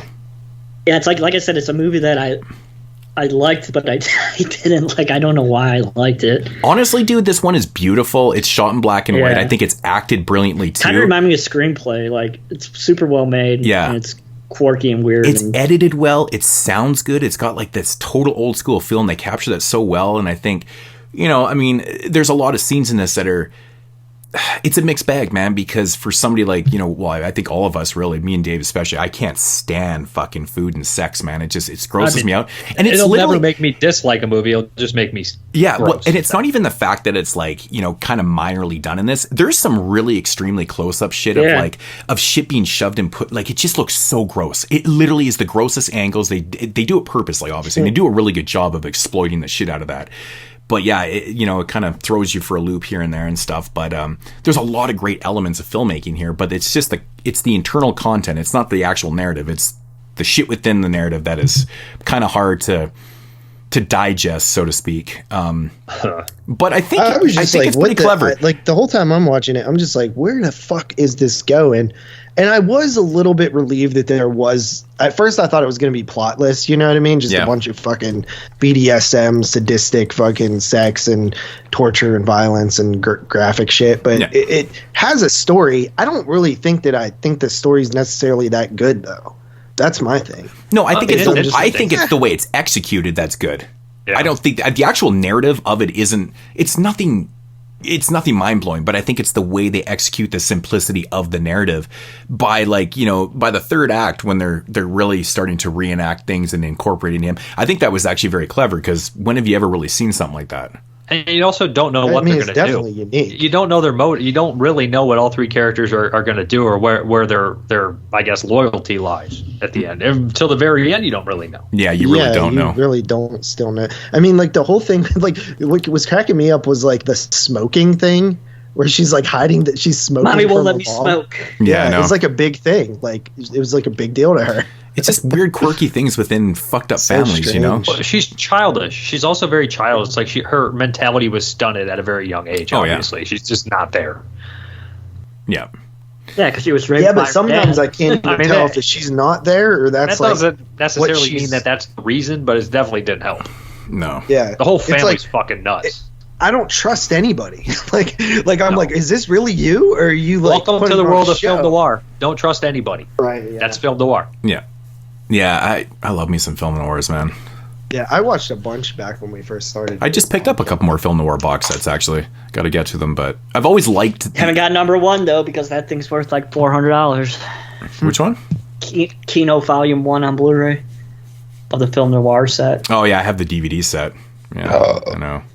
I got, and then 2, 3, and 4 on Blu-ray, but yeah, anyways. 5 just came out. Yeah, I know, and it was weird because I couldn't find a pre-order, I couldn't even find it. It was fucking strange, but I'm sure I'll eventually get it. But also, yeah, I got electrocuted. There was that electrocution shit was cracking me up. Yeah. Oh yeah, because it was like super sex. It's like right. I was like, couldn't stop laughing. I was like, what the fuck is going on here? Yeah, this is a fucking... it's one of these films that, like, I would like to rewatch just to kind of figure out things within the narrative, but then I don't want to rewatch because I don't want to see some of that nasty fucking food sexual shit. And even... I just wish it was a little bit shorter, personally. When she pukes on his face, though, that was gross because I was like, nasty. What the fuck? Why is she doing this, man? Because he was, like, fucking passed out anyways. It's not like she was humiliating him because he was awake. Like, I'm going to puke in your fucking face, you piece of shit, sex slave. It's like, no, he was fucking out. I'm like, that was weird. I can do puke. I can't do shit. I can't do either. I watch do any of them. I just would prefer not to. I mean, this is very light in comparison to something like Lucifer. Well, it helps that it's in Crazy black and Murder. white. Crazy Murder is really gross. Crazy Murder might be one of the grossest movies I've ever seen in my life. Yeah. It's really nasty. It's really, really nasty. Like, it's so graphic. Close-ups of shit. Oh, there's so much shit, dude. Like, eating shit, man. But it looks so gross. Oh, man. The worst is, like, you get to those Japanese movies that I refuse to watch that are just, like, Squirm Fest and, like, the like, scat stuff. Like, it's just like, these aren't movies. I saw somebody selling a VHS of Squirm Fest on Facebook. Yeah, that's gross. That's gross. Not even movies anymore. Like, to me, I can't do it. No, that's just fucking gross. But I will say Singapore Sling in a nutshell is a very interesting hybrid film. It has a lot of really interesting things going on in it. And, it's definitely not going to be for everybody. I don't really like saying that because I don't think any movie's for everybody. There's always something that someone's not going to dislike, but this one specifically I think it's going to be for, people that like experimental type shit, maybe that are a little bit extreme and stuff. This is one of those films I wouldn't recommend to anybody. Little bit, I honestly think that it's not. It's on the like lighter end of the extreme films, I would say. Yeah, it has its moments that are just like it's cringeworthy. It's cringeworthy. Yeah, from a gross aspect. Yeah, but like even though I'm going to give this one a decent rating, I would have a hard time recommending this to people because honestly, dude, like I said, there's just so many things in this film I could see people not. It just depends what you like, right? If you like films that push boundaries and stuff like that. And Synapse used to put out some cool shit back in the day. Now that I think about it, I think they still put out cool shit. Yeah, but they used to put out like Worm and Header, and they used to put out like modern stuff. We're gonna have us ahead of almost every single day. They put out some good modern stuff with it. Like they were one of the better labels that would put out great retro stuff, but then for the modern times, like Worm and Header, fell off. Header is still one of the craziest ideas from. Actually, there's basically a header scene in Serbian Film, actually. Yeah. But Header was a pretty interestingly fucked up idea. Yeah, it's a crazy movie. But this is it's definitely one of a kind. I've never seen anything like this. Just put it that way. Could never compare this to anything. So, I guess it has that going for it. But you guys have anything else on Singapore Sling? I don't really know what else to say about it. I hate like the reason I did not, dude. I have like Dave Z-isms a little bit sometimes where like the entire time we had this for like a year, I was like, I don't want to fucking watch a movie called Singapore Sling. Didn't even know what it meant. Glad that I found out that it's a fucking drink. Yeah, but and the also title. I knew it was a drink. I had no idea that's what they were referring to in the movie, though. That's kind of crazy. That's what they call him. He has a recipe for a Singapore Sling in his wallet. Yeah, because he doesn't have a name, so they call him Singapore Sling. And they call him Singapore Sling, which is just fucking funny because it's like too many syllables. Well, that's what you do though. Like if you find a guy from Texas and he's not talking, you're like, "Hey, Texas." That's how people are. They're assholes. Hey, Texas. I probably just call him Belt Buckle. Toledo. I call him Belt Buckle. Hey, Pittsburgh. You've heard people get called Pittsburgh when you're out. Well, it's like in what is it, Zombieland, Tallahassee and shit, right? Yeah, people do that, man. There's whatever identifying factor they can have. That's totally an American thing. You would never catch somebody in Canada being like, "Hey, Saskatchewan." Because it's all long as fuck. Because nobody wants to say Saskatchewan because nobody says it properly. I don't know. Hey, I'm gonna phone you. Yeah. But anyways, JP, go on. That's it. Yeah. Singapore Sling. I can see that. That's definitely a Dave Z thing to do. I ain't watching a movie called Singapore Sling. Fuck that shit. Yeah. Well, I've had it for 20 years and I never watched the fucking thing, so I guess I'm guilty too. I don't know why. You know how many times I had this movie? It wasn't the name. It's just I don't know. I had this movie in my cart so many times and was going to buy this thing so many times, and I just never pulled the trigger. I don't know why. It was nothing to do with the name, and actually the name itself I always thought was an Asian movie. So did I. Because Synapse always put out so many Asian movies, right? I just figured it was part of the Asian line. I was like, okay, but I just never picked it up for what it. And you know what? I think the reason was because I could never find it for like under 20, and I was like, fuck, I'm not paying fucking $20 plus for a DVD. I watched a German Blu-ray that was English friendly. Yeah. Look great. Nice. They're all English friendly. The movie's in English. For the most part. Well, yeah, they had it in English, and then the French was in English subtitles. Yeah, the voiceover, the dude the speaks in French. Aspect is like, I would honestly say like 25% of the Less movie. than that. Yeah, he doesn't have that 15%. Much dialogue in it. He doesn't have that much dialogue. Well, between him and the mom. I can't imagine anybody wanting to watch this, but like this disturbing or weird movie, and then being hung up by subtitles, though.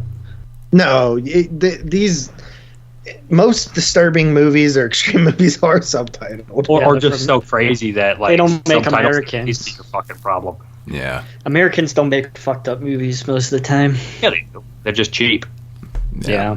August America makes the most, but they don't really ever have a budget. Usually when you get to like other countries, somebody's paying for it and you're like, who paid for it? What are the looser are those Canadian? Those are Canadian, I'm pretty sure. Yeah, they are. Garbage. How do you call that guy by his name? His name should not be Lucifer Valentine. He's actually from around my way, so it's kind of fucked up. Yeah. That guy's disgusting because he's like, woof, too much puke. Not for me. So in retrospect, if we ever got the year 19, I'd have to take a look at the movies from 1990. But would this ever be considered to be on a list? No. 1990 is actually a very strong year, to be honest. I can't remember. Yeah, I know we've. I know Tremors is on my list. You got Tremors. You got Night of the Dead 1990. You got Nightbreed. You got Jacob's Ladder. You got Misery. It's a very competitive year. Good year, yeah. Yeah, but it's possible. I don't like any of those movies. movies. I don't know. I got to see like what the competition is. It would make my top 25. I'm sure of it, and that's high because I would watch like 120. Yeah, 90. Yeah. 90's I'm catching up to you on 1994, Dave. Exorcist 3 is also 1990. I got 64 94s. Yeah, I got about 30. 12. I got to 30, and then I was like, I'm gonna take a break. Watch the other 30 that I'm gonna watch after. So I think 60 is probably. You good. might actually be watching too little. You padded with Full Moon. Well, we got a lot of time. No, another 30 is actually quite a bit considering this year. I think there might be more. Like out of because I see everything you watch, I think there might be more than 30 worth watching still. I think so too. I got a list of about 30 more. I can't really find too much more. I'll look at your list when you're kind of getting towards the end. And I know there's a few of the ones I'm gonna have to get on Plex. I know Dave rated. I'm thinking like if they're 8s, I guess. I don't know. Maybe some of those Asian ones. 7s I think are worth watching. Yes, I'm telling you. I think people like Angel. I think somebody like Dave Z or Brandon would like Angel Dust. Yeah, like it was a good movie, and I was like, you ever watch a movie? You're like, oh, that's a good movie. It's better than I'm giving it. I'm giving it like a 7 or a 7.25, and it's probably like a 7.5 or something. Right. Yeah, there was definitely a few of those on your list. I noticed that some of those obscure Asians, and I think they were pretty much all obscure Asian films that were about those, so they could be definitely put into the rotation. So. Yeah, we'll see. I mean, I'm not setting my shit in stone that I'm going to watch 60. I mean, the point is like 30 more from this point, and like I'm kind of at that where I'm going to be looking at other films outside the box kind of thing. So it is what it is. But I couldn't help. I'm actually padding having the a very numbers. good time on 94. Dude, I've watched 30. This is one of the easiest years so far. I don't even think I have one movie under 5. Like I liked the films from 94. It's fucked up. Like I've had some real turds, but the turds were fun. Mm-hmm. Except a couple of them were pretty rough. Yeah, I haven't watched anything rough yet, man. But then again, a lot of them, I've watched a few I haven't seen, so not too bad. You got to watch Spike. I love. I'm actually at 19, which is more than I thought. The Club was probably one of the worst ones I've seen so far. I stopped. After you said it was terrible, I got 5 minutes in, or like 10, 15. I was like, I'm tapping out. This is shit. Dude, I saw the transfer on YouTube and it was so bad. I was like, oh, man. There's an HD print of The Club, but it's just fucking... Is there one on Tubi? Okay, I'll check it on Tubi then. I don't know. I have a VHS of it. Maybe I'll throw that VHS out. All right. So who wants to start with Singapore Sling? Well, JP has to go first every time. No, we'll go with Jeremy. We'll start with Jeremy. Fuck you, douchebag. I waited too long for someone to answer, so I said, fuck it, I'm going to do it myself. I'm going to play the Type A. Singapore Sling. All right, I'll go. That's the movie. Yes, thanks, JP. I understand that. At least I don't could count to 10. Anyway. What? At least I could count to 10. I said. I give this one a... You can count to 10. I give this one a 6. All right. Dave, what do you got? I'm going to come in higher than this. I like weird shit. You guys know that. Anything that's going to show me something I had never seen is going to get a lot of points. It's well made. It's extreme. Right there. It's different. It's as if Humphrey Bogart was trapped in a sex fucking triangle with the family from the Texas Chainsaw Massacre in Greece. So I'm giving it a fucking 8. I don't care. I like it. I'd watch it again. Not you just an nothing 8. Else like this. A fucking 8. Yeah. A fucking 8. Because 8's high. 8's high, man. Yeah, 8 is high. So I'm giving it. JP. I'm happy I watched this. This is whenever we do these things, films that are recommended to us and stuff like that. And that's partially why I did enjoy the Patreon selections, is because maybe if we pulled 90, I might have watched it. But I don't think that this is the type of film that is going to just come into my radar to watch, unless it's for something. So I always appreciate that. And what was that movie me and you reviewed, Moods? It was like that fucking weird Spanish LSD infused movie. Remember that one? The Trip or something? Like Trip or something? Criterion put it out, I think. You know what I'm talking about? Yeah. Talking about Aerobato? No. The Rapture? The Rapture. That's what Aerobato. Yeah. Just put it out. Yeah. That one was cool too. Yeah. I kind of got that vibe from this, where it's just like a weird experimental piece of cinema. I did like it. I thought it was very engaging the whole time. Tad bit on the long side for what I would like to see it, especially on a rewatch thing, where the runtime might put this one off for me to give it a rewatch. But overall, I think that it's a pretty good movie. I think that this is definitely a film that people out there who are looking for stuff they haven't seen and want to see something unique, this is definitely a film I recommend for that. If you're cool with a little extreme type of shit. But I give it a 7, a fucking 7. Yeah, I'm in the same boat, man. This movie was definitely interesting enough, and I like the way it was constructed too, man. It went into a place that I was not expecting, considering what I was seeing during the film. I thought it was just going to be more exploitive. I thought it was more just kind of one of those fancy art house type films, because I'm like, oh, okay, I get this. It's shot in black and white. They're doing the film noir thing with kind of an extreme angle and shit, but then it got really nasty. But then it got kind of cool within the narrative too, and I was like, oh, this is kind of cool how they're doing this. Is definitely different, breaking the fourth wall, having this other character talk and voiceover. So there was a lot of unique things that were going on. It's a very, very fucking cynical movie, which I really do like, because it kind of gets you thinking, and you're like, okay, I just like cynical shit, man. I really do. But I feel like that's, kind of a big part of it. And this one isn't going to be for everyone. I've said that before. There's a lot of gross shit. I mean, some of the shit in this movie is not even for me, right? But I think it's solid enough, man. There's a lot of great filmmaking here, and I'm going to come in at a 7.5 out of 10 on this one. I would rewatch this one, but I do respect what JP's saying about the runtime. It runs like an hour 51, I believe. It's pretty long. Yeah, it honestly is a little too long. It is a little bit too long. I think if you shaved off a good 15 minutes of this one, it would probably be right in that wheelhouse where you're like, yeah, I'd consider rewatching it, a little bit quicker. But yeah, it runs a little bit too long, unfortunately. But put it on during Thanksgiving dinner or something. Right. Man, I love the scenes where they were burying the body at the beginning and stuff like that. I love the aesthetic. The dinner scenes are actually, besides the obvious sex with food and stuff was nasty, but the food Texas scenes, Chainsaw Massacre. The food scenes were gross. When they're eating those shellfishes and stuff, it's just fucking nasty, dude. I don't even like watching anybody eat. I just hate watching people eat. But it's like it's close-ups, and it's like, oh, dude, the sound effects are gross. It's I love Snowtown Murders. Nah, that movie sucks. Snowtown Murders. Jeremy's like, they only fucking eat in that movie. That's all they do is eat in the fucking movie. That's all they do. Yeah, that's a good movie. That movie, man, I hate to say it, man, because I love Aussie cinema, but man, that was a huge disappointment for me. Not a huge fan either. No, I don't get it. Most Aussie movies suck to me, to be honest. Really? What? Name 5 good Aussie movies without stumbling. Oh my god! Dead End Drive-In. I could go on forever, man. Razorback. Which was the other one? Revenge. Oh wait, that's French. Yeah, you're done. That's a fail. Dark Age. That's a fail. Next of Kin.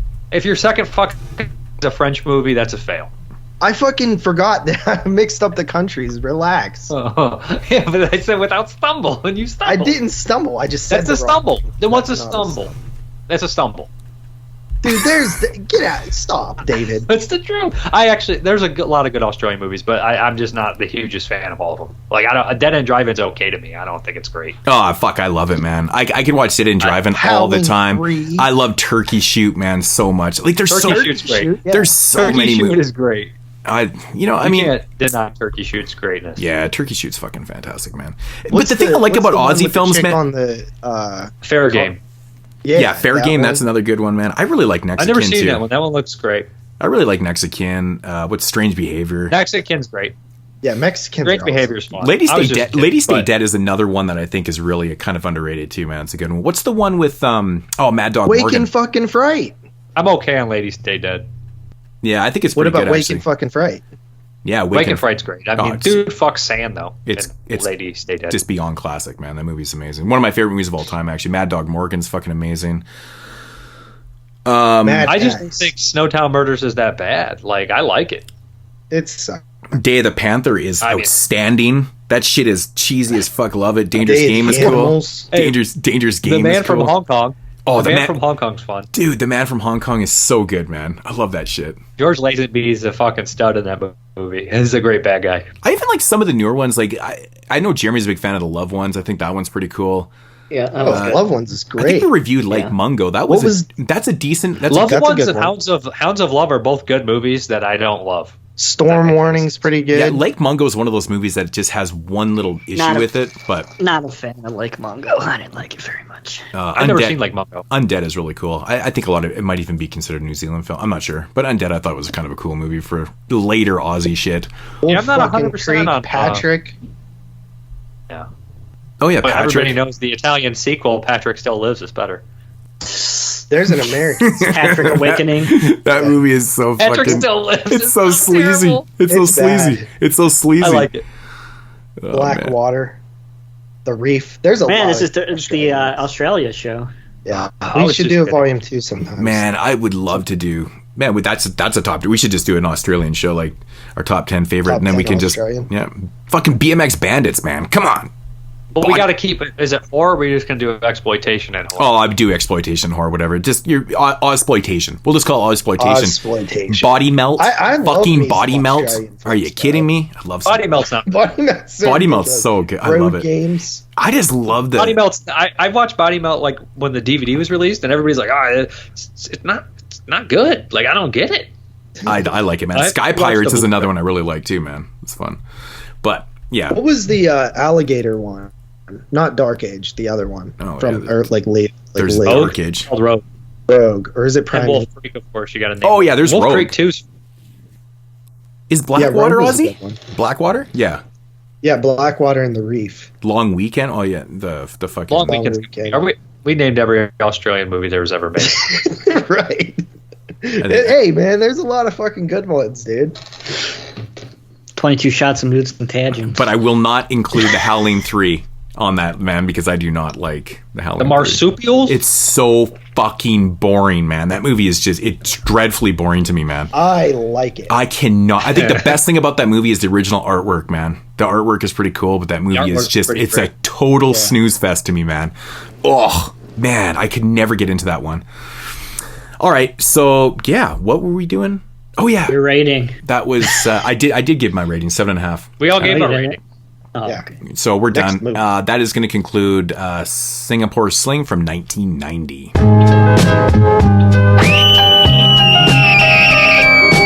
22 shots. Newborn! Born! All right, so moving along here into the second and final film tonight from 2010 is the highly controversial film titled A Serbian Film. Yeah, I think we probably all have heard of the movie before, and or have seen it. Have you guys seen this movie before? First Nope, I time knew watching everything me and about Jeremy. it. Same. 6 times. Me and This Jeremy is were my talking sixth As I time. say it, this is the most mainstream extreme movies besides Human Centipede. Well, this movie got Hands so publicized when it came out. So, Hands so this down. was the first time you seen it, Jeremy and JP? Yep. Yeah, but like me and Jeremy were It's kinda talking, dude. ruined. Like I knew the fucking entire movie. Well, yeah, Yeah. because it before was so. seeing it. Like You got to remember, it's so man. weird. There was no surprises in the entire fucking movie. Yeah, Well, that's your fault. you got to Is remember it? though, man, because in 2000, this movie came in 2010. I think it was 2010. 12 years old. But, Yeah, but it's that like was the that most was right at the mainstream time. Remember on extreme. YouTube when the extreme community, like there was so much extreme shit happening and stuff. Like this, I hated that community. everybody talked about this movie. Like when it came out, it was just like boom, Serbian Film. So yeah, everybody and their dog was talking about this film. So if you'd never seen it, you probably knew every little last detail about it and stuff. And so I first watched this movie when it like on a boot. Like my buddy had downloaded this film and it was the cut version of it. So I'd seen the cut version first, and then I got that boot, or not the bootleg, but the the Taped on the pants of cardboard. yeah, the edition I from have that. Diabolic that was uncut. That's a really cool I edition. think that actually. was called the bootleg edition. It is It called was bootleg. fucking the Invincible Pictures fucking sold it for like $30 and it was just a cardboard fucking Yeah. piece. But I have but that. I liked how they did it though, because they made it look like a bootleg, right? But it wasn't cut, Yeah. so I got to see it that way. And this is my third time watching, and actually I haven't watched this movie since probably that edition came out. So, but it was like watching, I remembered everything. So, but yeah. Can we say something before we start this? I really want to say this. If anybody's coming here to comment that we're perverts or we're monsters and this shouldn't be made, we don't give a fuck. Don't leave a because comment. we Just have go away. pervert cards. No, so not even we're- that. we I'm have- not even trying to make a joke out of this. I am so sick and tired of fucking people that have never heard of an extreme movie.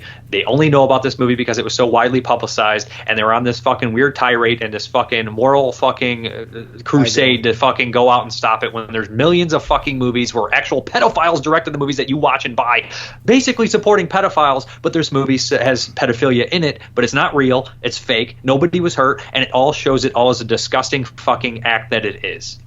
Period.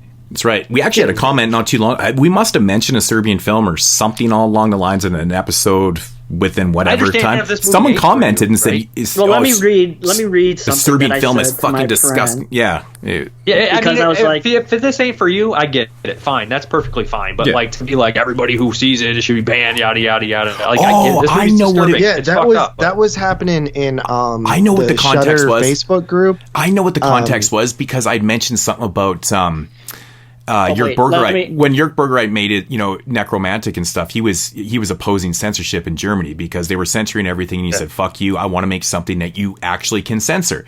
Well, I think this was kind of made the same way, and I made the It said that in the fan. yeah. So I made this comment about a Serbian film was also made just like the necromantic films. It was to oppose censorship because Serbia was going through some crazy shit. They were censoring everything. The people weren't allowed to see anything. So they said, "Fuck this, man. We're gonna make a movie that is really extreme and it has social commentary, and we're opposing this shit." But they do it in my opinion, they do it properly too, right? It's shown in a disgusting way, and that was the point. But then this person said to me, they said, "Fuck you! It wasn't made for that shit. They were making extreme shit for the sake of making extreme shit." And I'm like, this is exactly what Dave's talking about. People not getting the facts about why these films were made and stuff like that. Oh, Well, let me read this. Cannibal Let me Holocaust read got this. brought up with the same shit. So yeah. Yeah, I'm gonna get into that. So I was talking to my friend. I was like, we're gonna review this on the show, and he's a movie fan. He's not a Do you have a genre fan. friend? Shut the fuck up. Let me tell my story. Boom. I was like, oh, we're reviewing Serbian film, and he's like, ew, this movie is shock bullshit and very tasteless. And then I was like, have you ever seen it? And he's like, yes, it's fucking disgusting. And I'm not trying to be like conservative and be one of those, oh man, you're such a square. But at the same time, it's a movie about a guy who ends up finally fucking his own family. And I said, indeed. There are more He only tasteful fucked one of his ways. family. There are more tasteful ways to tackle messed up subject matter like that, and Walk with Fire is a good example, blah, blah, blah. And then he says, it shouldn't be anyone's kind of movie. It's borderline a snuff film. And then he's like, and remember Cannibal Holocaust? Hold on. It's not a Wait, snuff let him finish the story. film. Let him finish the story. I don't want to be here all day. Just relax. For one, it's too well made to be a snuff film. There's no actual anything in it. Are you done, Jerry? A snuff film. Yeah, I'm done. Okay. Well, there. That guy obviously. There what were you actually gonna is. say, JP? There actually is snuff parts. I was just going to say it can't be a snuff. It can't be. There's no borderline a snuff film. The only way it could be borderline a snuff film is if someone almost died in the movie or something. And it was made for profit. Yeah, Yeah, it's snuff. Like you can't just say that something fake is almost a snuff film because that's literally not what a snuff film is. Yeah. The thing is, these people have no experience with extreme film. They have no experience with the history of horror film in general, exploitation film, any of these grindhouse movies. This director went out to say, he said all his inspirations come from exploitation movies. I've seen, I'm going to be honest, we've all seen movies that are worse than this. We've seen movies where people are really exploited. Yeah. Like, and nobody brings those up because they don't know the history of film. This is the one that, this is the fucking scapegoat. This is the whipping boy of the extreme film because it's well made. It's well made and everybody saw it and heard about it. And they took it to the festivals so everybody knows about it. It's no different than a million other extreme films, except this one got the spotlight and everybody fucking puts on it. I think like half these people are like, if I point out how disgusting fake pedophilia in a movie is, then maybe people won't think that I'm the pedophile that I fucking am. It's like, haven't you seen Kill List? It's like a same fucking ending. People just can't accept the fact that people are, like they're social warriors and shit like that too. Like the fact that this guy openly said that, his inspiration was, to fight censorship and stuff like that. And, people don't want to accept that. They're just like, fuck that. Nobody does that shit. I'm like, what do you mean nobody does that shit? He actually did that. He actually did that shit. And we all know the story about Necromantic and Jörg Burgerite and stuff. Like that's legit. He went out of his way to fight the system. And this is the kind of, in Serbia was going through the same shit at this time. And like nobody can accept that. That's the problem with these extreme films, because nobody can accept that there is a point to doing this shit. They're not just making it for shock. There is movies that are made to make shock value. If he just made this movie to just make an exploitation movie with no meaning behind it, does that make it somehow what that guy said? Does it go along with it? I really don't think so. No, I don't. I mean, there's so many people that are critiquing and talking about film that really just somehow want to be shocked and appalled by film. They don't look at it as art. They don't want their art to be dangerous. They don't want transgressive art, no matter what it is. I mean, I understand, like I said, again, this ain't for everybody. If you don't want anything to do with it, I completely get it. But at the end of the day, it's just a fucking movie and nobody was actually hurt. And you're not responsible if some fucking pervert goes out and jerks off to your movie, because this movie is not fucking, it's not appealing. It's fucking gross. Right. And that's the thing that I wanted to kind of you're right though, Dave. But you're right though, Dave. It's understanding the history of horror films and the commentary that's been put into these films for 100 fucking years. I mean, and they don't know extreme, man. Like August Underground Mortem is 10 times the gross movie and more offensive movie than this. Yeah. Yeah, and all the violent and all the. But it starts with knowledge. It starts with having the knowledge and understanding why these movies are made. There is movie, like a lot of people don't understand the genre. They're like, oh, horror films, it's just exploiting fucking women and, killing kids, whatever it is. And I'm just like, okay, man. They sound like they fucking the people that sounded like 50 years ago that badmouthed fucking Friday the 13th. I know this movie. Right. I know I'm gonna get shit on it. Like, so I said, I'm not gonna comment. I'm not replying to any comments on this fucking video, period. I don't give a fuck. Really? No, I'm not replying. No. Somebody's like, yeah, but I don't care. My comments are going to be, as usual, capitalized LOLs. That's all I'm going to respond. The thing that probably bugs sounds me. immature. We shouldn't say that, but the point is, like, I just know that we've all been over this argument a million times, and we're sick of it. No, but Dave, that's the reason why I'm going to respond like that, because I get what you're doing. If you're going to respond, like, I'm like too good to talk to somebody. I mean, like a genuine. That's what you said before the show, though. No, it's what. That you were too good to talk to these low-life scumbag losers. I was talking to you.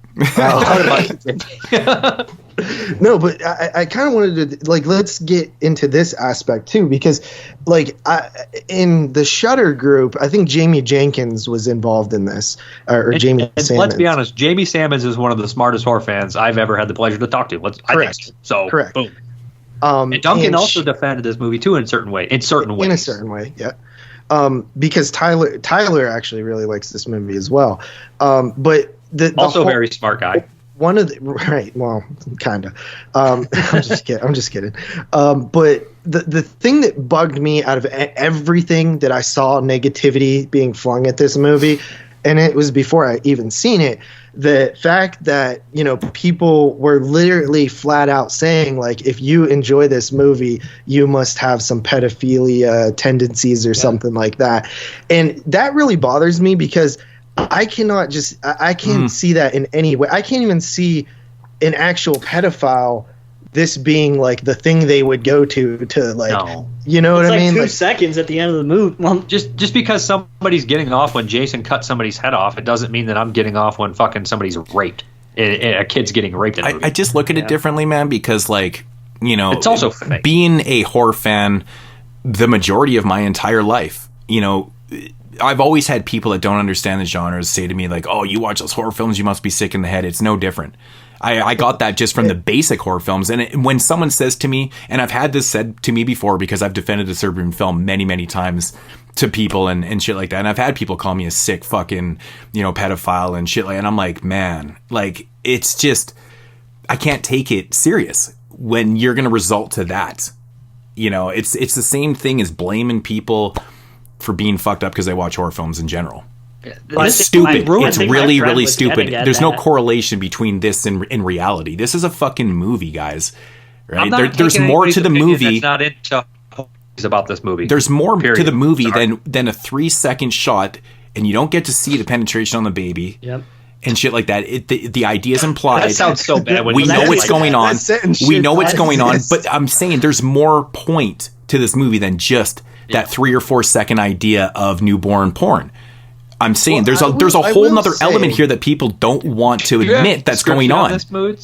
Yes. You know what? Okay. I can say a description. You got a close up of a woman giving birth, and then a dude pulls the baby out and he fucks it. There you go. But that's what I'm talking about, Jeremy. So you're focusing on one little part. There's more to the movie than that 3-second scene. I'm just saying. Dave said he's actually. I think he's defending you. I think he's just basically saying you really don't see anything the way it's shot. Right. It's just not the well, I'm also saying there's a bigger picture here than just the newborn porn too. There's the whole idea of what's really going on and stuff. But yeah. Okay. So.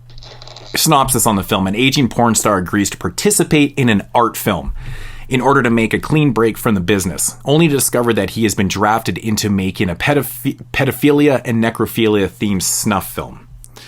Against his will, I'd like to say. Kinda. I mean, he's drugged. He's kind of against his will. Oh, he's definitely against his will. I mean, dude, the end of the movie, he's not. Sex drug. What's happening? Stop to a certain extent. Yeah, what's happening? But there's with his family at the end of the movie is not his choice. It's not his choice, man. It's 100%. I don't know about that. Oh fuck! Are you kidding me? There's some definite like foreshadowing of some depravity in this dude. At least that's the way I took it early on before any of that even happens. Okay, what scenes are you talking about? Because. The whole movie shifts gears right at the newborn porn because he obviously gets disgusted by that shit and then he wakes up 3 days later, he's beaten and he's all fucked up, and then the movie just kind of goes into this whole nightmare aspect, and it's all finding the footage, which is really greatly. I love how it's structured there. That's one of the only problem I have with this movie. The scene where he's getting the blowjob in the weird room with the girl, the little girl, like that was really early. Yeah, but he was against his will. He got choked. Yeah, I think he was disgusted. Yeah, but didn't the performance told me that he got into it? No, the guy grabbed his neck and the girl bit his dick. He had to punch her. You're saying that the violent sexual act towards that woman got him off? Because I do think that's possible because his sexual porno were violent. They said he treated him like shit. It was a degradation, and then he brought them back. So it was like some weird thing. So the treating that woman like shit, it did get him off when he hit her and she bit his dick. Yeah. But the child there, I don't think he was interested. No, because he explains it right after. He's like, remember, he threatens to quit. He's like, dude, I can't work like this with kids in the room and shit. Like, no, the kid isn't what gets him off. Man. No, it has nothing to do with the kid. It's the violence. It's the sexual violence. It's glorifying the sexual violence. Kid later on. Yeah, even when I feel like there's a lot of conflicting nature with this character to me. I don't think so. I think it's pretty straightforward for the first half of the film because, I mean, he tries to pull out a couple times, pun intended, I guess. of what was, because he was confused. He's like, I want to know what's going on. And then when things started developing with the kids in the room and all this other type of shit, he was like, fuck this, man. Like, I don't feel comfortable doing this shit. Like, if he was into it, you think that his character would be like, okay, well, fuck this. I don't need to know what's going on. It's like a demons thing. Like, it's not like he's like, oh yeah, I'm into this. It's like something deep inside of him that is getting unleashed. He shows that he has morals. He shows that he has the violence in him towards the women when he has sex with the women is definitely in there. That's why, he's being manipulated the whole time, right? Because he's definitely not a great person. I mean, it's like, so is hard he to the say victim here? Because they're both. But he is a person that has sex for a living, and they have violent sex with the women. They're all being paid, but I guarantee. I kind of see him as like a Jekyll and Hyde a little bit, because you can see the kids. They spend the first half an hour of this film really focusing on his character and his family life and stuff. You can tell that he loves his wife and he loves his kid, and he really does want to get out of this industry. Yeah. He doesn't want to be in this, but he's also driven by the fact that he needs money. He doesn't want to get back into it, but he does need the money. So there is a moral thing here too. He's like, well, but there's also a super interesting aspect about him that I've never heard too much brought in reviews. He is college educated. They mentioned that. Yeah. So he is a person that wanted to make art with his life. I was going to bring that up. So that's why he's ashamed of the old pornos, the new pornos he did, because he's like, look at this isn't art. So the idea that he could somehow create something art like inspired is something that intrigues him a little bit. You know what I mean? Like, he obviously that definitely is an aspect of it. Yeah. What like when the girl's saying it's like high art shit. They use that education almost to manipulate him a little bit, right? Like, you can make this art. She does come in front. Well, exactly.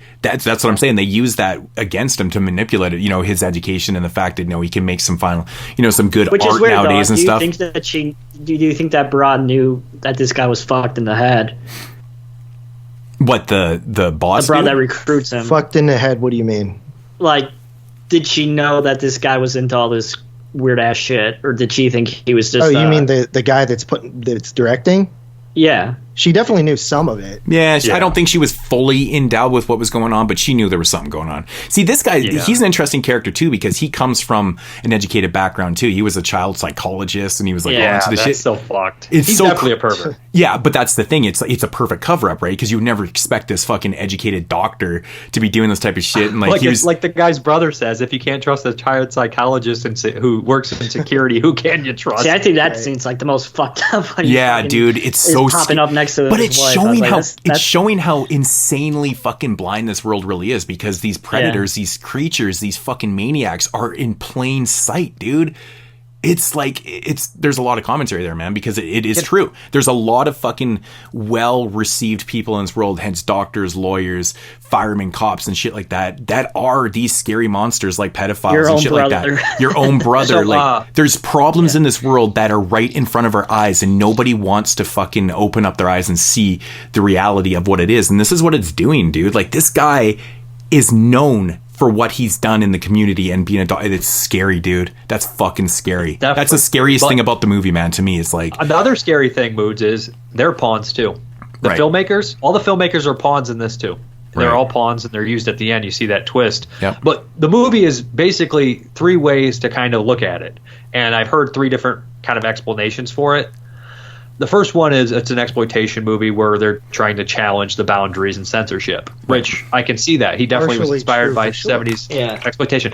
The other one is there was this big thing where they were talking about, kind of showing the Serbian life and how you're fucked from birth and all this kind of deep stuff, which is kind of in there at the same time. He talked about that. The fuck from, you're absolutely 100% correct on that. Yep. One of the final ones that really interests me, which I find the most intriguing being a film-obsessed fan, is that he's kind of making a statement on how obsessed filmmakers and film fans can be when they go down that rabbit hole in art, what they do for art. If you look at the director, he has completely lost everything, and all he worries about the art, no matter what sacrifice, no matter what disgusting acts he's doing. If you look at his main goon, the bald guy with the glasses, you'll notice a film tattoo on his neck. Yeah, the child fucker. This guy is so deep into the film and all this world that just nothing matters to him except making this film. At what cost? These people are deeply sick, and it's fucking insane. And it's really interesting to look at. It's also like kind of a take on judging the people that are kind of obsessed with the shit at the same time. I know people will be like, well, you're going to make something like that to show that? And I'm like, well, Cannibal Holocaust does that. A lot of people. That's what film is about. It's about. I'm just saying. That's the against the idea of on Cannibal Holocaust. The exploitation,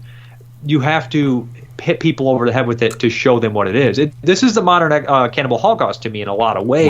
Right.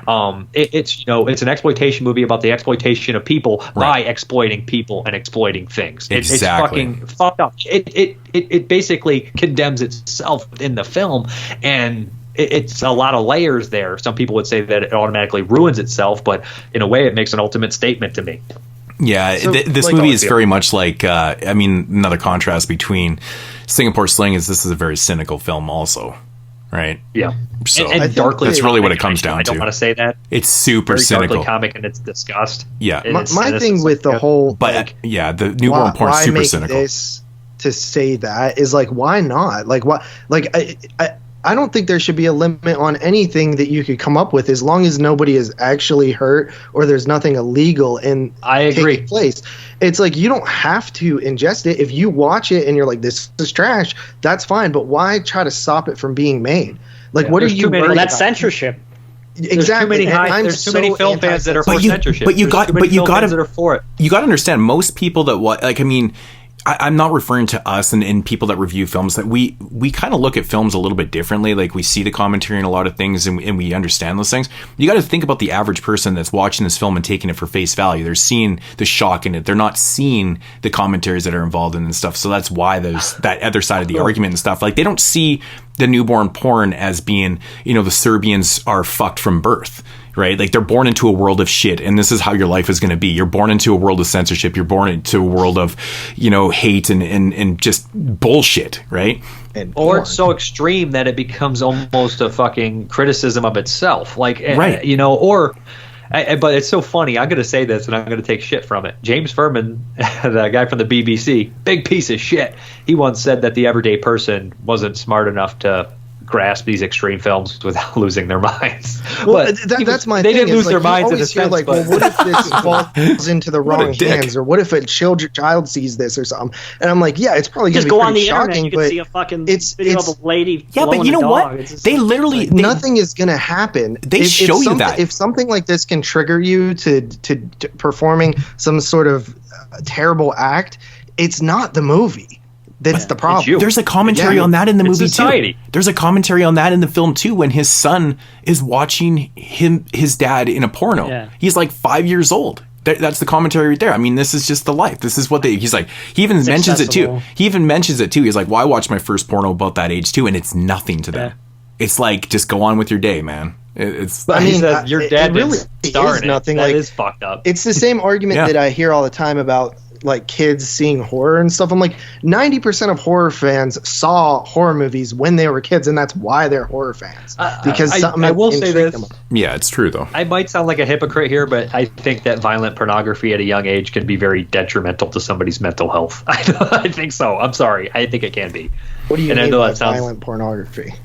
I think that extreme pornography, like, people like, I don't know, just hardcore porn is probably not. You didn't see a porn when you were a kid? Not a hardcore porn. I mean, I probably did, but I don't think it's good for your brain. I mean, maybe when I was like 12 or 10. I'm not going to say this, but I was listening to Billie Eilish on Howard Stern, and I just think that she was talking about how her depiction, her depiction of sex was so altered by her watching porn that I heard that. I do think it's a major thing these days that kids growing up are just learning from porn, not from real life experiences. It is a different world, because when I was growing up, like, in the 80s, the internet wasn't even there. So like your introduction to porno was, taking a shit at your friend's house and looking in the medicine cabinet or the sink. Looking at magazines. Right. Oh, and you go, holy shit, there's a stack of penthouses in there. So now you're taking 25-minute shits and looking at fucking penthouses, right? But like, it's a little bit different. I mean, that shit was, I just don't think kids should be watching that shit. Well, I don't think kids should be watching it either, but I'm just saying, if it happened, I don't think that it's cursed. JP, I'm making a brave statement. I've actually never seen it. I saw my first porn tape by accident when I was like fucking 6, and it didn't do anything to me. I was so confused on what I was seeing. If it didn't do anything to you, how come you're jerking off furiously right now? To to stepbrother porn. No, I know what you're saying. It took JP like 6 hours to get I through don't these two remember films. being like a little kid and seeing a vagina for the first time because me and this other little girl were outside and we went pee and I was like, what the fuck is that? You know what I mean? That's normal. That's normal for that happen to kids. But I'm just saying, all people are different. Movies aren't responsible for your fucking mental health. No. Yeah. No, I've never seen. It's the same gay argument, right? Like where you see these politicians who say like that PTA. This will make you gay or something. It's like, no, dude, if that can make you gay, bro, then like Alex, you were already gay, exactly. Yeah. I swear to God, that fucking movie made me gay. Yeah, come on, dude. You know, to be honest, dude, I had never I watched my first actual hardcore porn. I think I was in the 7th grade or something like that. I was maybe 6th grade. I don't know. I had a lot of friends with older brothers and shit that were in high school, so they always had tapes and shit. But to be honest, I'd never seen anything like violence. I'd seen sex, but I'd never seen like a dude beating a chick up on screen, or I'd never seen it. I don't even think to this day I have ever seen. Like, I mean, the odd ass slapping and stuff, but like, punching in the face, like actual violent sex. Like, that shit is I don't think. I think the most extreme thing I ever seen when I was younger. It makes bad people or anything. I'm just saying, I'm not on Ted Bundy's side here saying if he wouldn't have watched those violent porns, he wouldn't have been a serial killer. I'm just saying that I think that it could make your kid a little fucking weird for a while if he watched hardcore violent porn at a young age. All right, okay, it is. I get what you're saying. Violent porn, perhaps, because I don't know, but okay. Let me say this, because the major problem I have with this movie, I know you two love it, is the entire thing relies on the fact that he's drugged. Which I'm like, what drug would make you be able to? They said she made up a sex concoction. Right, she made it up. Horse fucking. She made it up. It was a mixture of drugs. Yeah, it's bullshit. Is what it is. It's also an exploitation movie. Like, I know it's a little over. I know, but it's the same way that it's hard for you to buy this dude not doing what you said in with the family in the movie we talked about 2 weeks ago.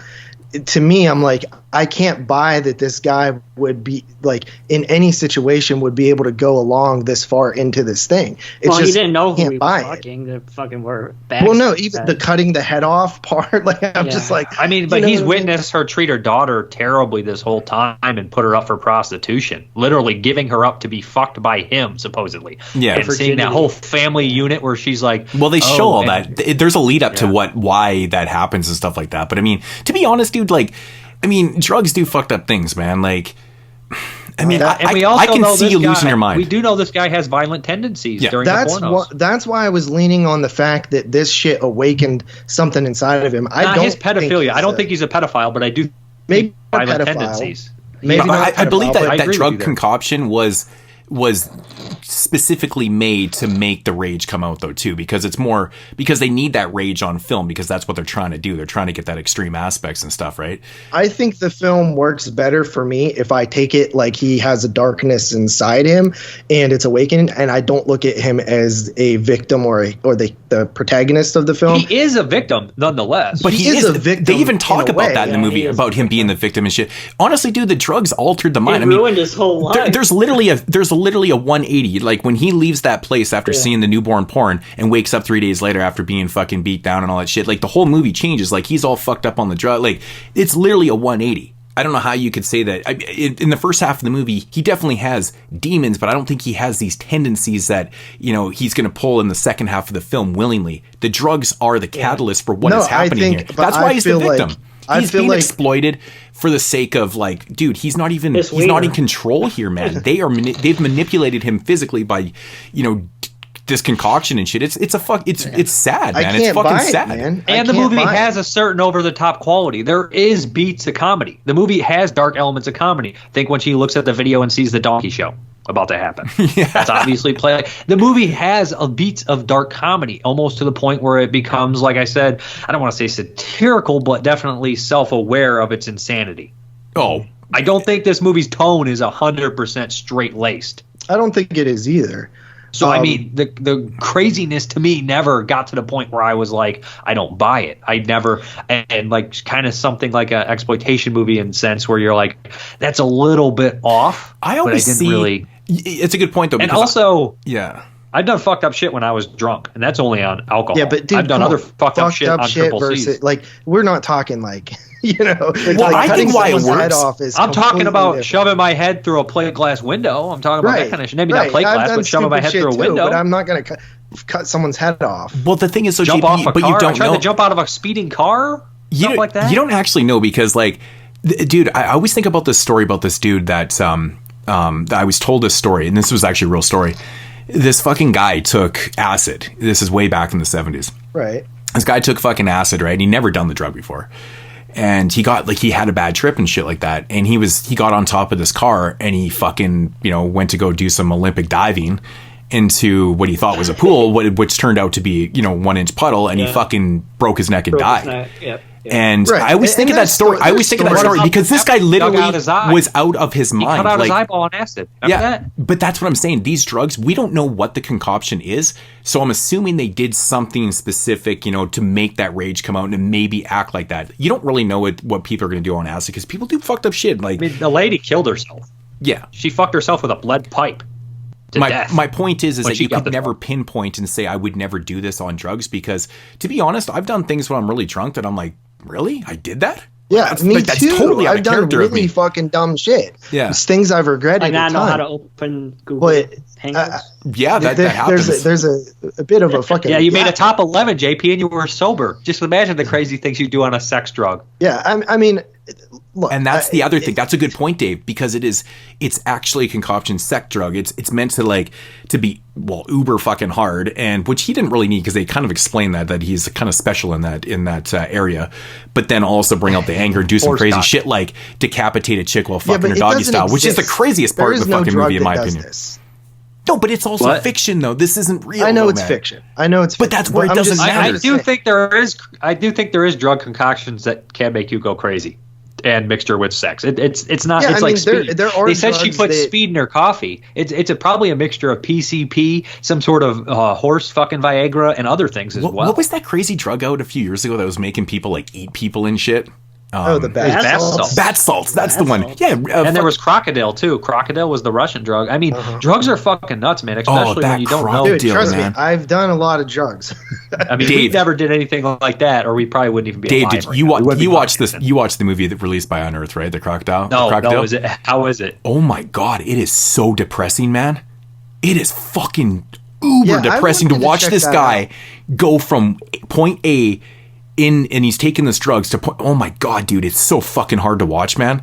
I was like, just like not appalled, but I was like, wow, that's something I could probably never watch again because I was just like, it's called Crocodile. It's a drug that came out in Eastern Europe or some shit, and it's like really fucked up. It's so bad for you, and it's highly addictive, and it does all this crazy shit to you.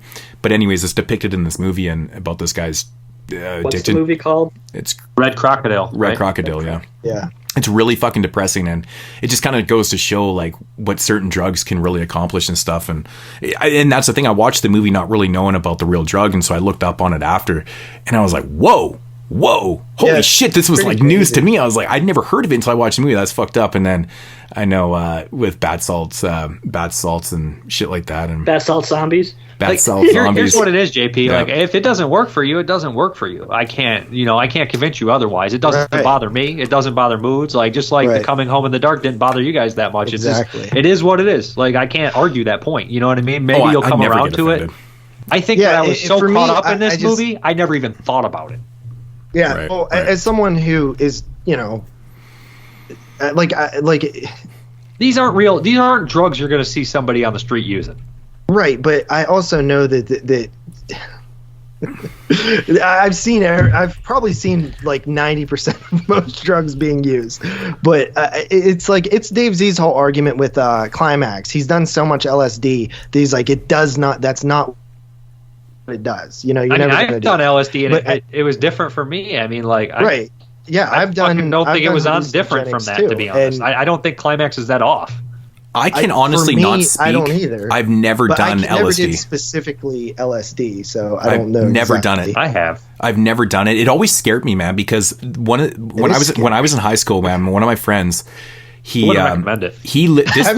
literally scared the shit out of me. This scared the shit out of me, man. I don't know if I've ever told the story, man, but we were at this dude's, not at his house, but another guy's house. And we were sitting around having some drinks and smoking some bud and stuff like that. And people were like, oh, got some acid. You want to do some acid? I'm like, fuck no. Like, I wasn't into that shit. Anyway, so my buddy took some acid and shit like that. And he started fucking totally tripping the fuck out, right? Like, he was and he was a total drug addict. Like, this guy did drugs all the time. So I was kind of getting concerned. I was like, he's acting fucking buck wild. Like, what the fuck is up next here, right? So we were kind of keeping an eye on him and shit. We took him back to his house, which was the stupidest fucking thing we ever fucking did. With his parents? No, his parents weren't there. But the reason why it was the stupidest fucking thing we ever could do is because we didn't have a balcony. No, I forgot about the guns. We never even considered this, right? And he's all tripping. He's like, fuck, I gotta go up here. And he comes back downstairs and he's got a fucking shotgun. Now he's trying to kill himself. What the fuck? Dude, I'm telling you, we never even considered. Yeah, we never considered, oh, there's guns and he knows where they are and he knows where the bullets are and blah, blah, blah. And all of a sudden he's like, and now it turned into like, we gotta save him because he's going to kill himself in front of us. It was fucking scary as shit.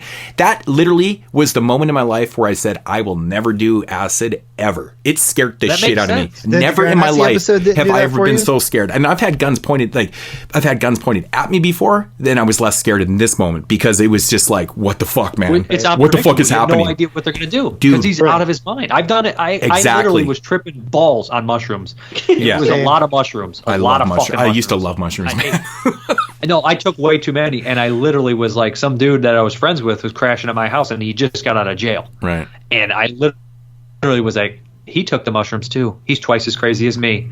I better kill him before he kills me because I'm thinking of killing him, and he must be triple killing me. So I literally was planning on killing him. And this dude was tough. He was crazy, and he tripped and fell in my house, and it made like a loud noise, even though it probably wasn't that loud. I just was tripping. I jumped on the edge of the bed and literally looked at him like I was going to murder him. And I looked at his eyes, and he looked terrified. Yeah, maybe you shouldn't be watching these movies. That's what I'm saying, JP. A lot of people are like, acid or drugs aren't like that. Drugs don't do that to you. They're not a bad trip like me. I'm a bad trip. Well, that was my argument with David. I was like, dude, some people react differently, bro. And I had a bad trip. Like, I tried LSD once before, but I don't think it was real because I was at a party and somebody's like, do you want a candy flip? I was like, fuck is candy flip?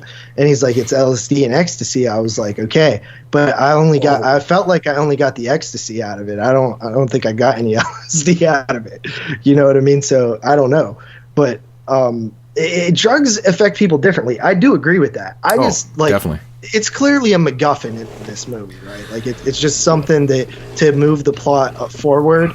And you can either accept it like you guys do or not accept it. But they've been manipulating the whole movie too, and there is something dark in him. He said that in the beginning. She says that you're somebody that can treat women like complete shit and then bring them back. That's what makes you an artist, which is fucking. And they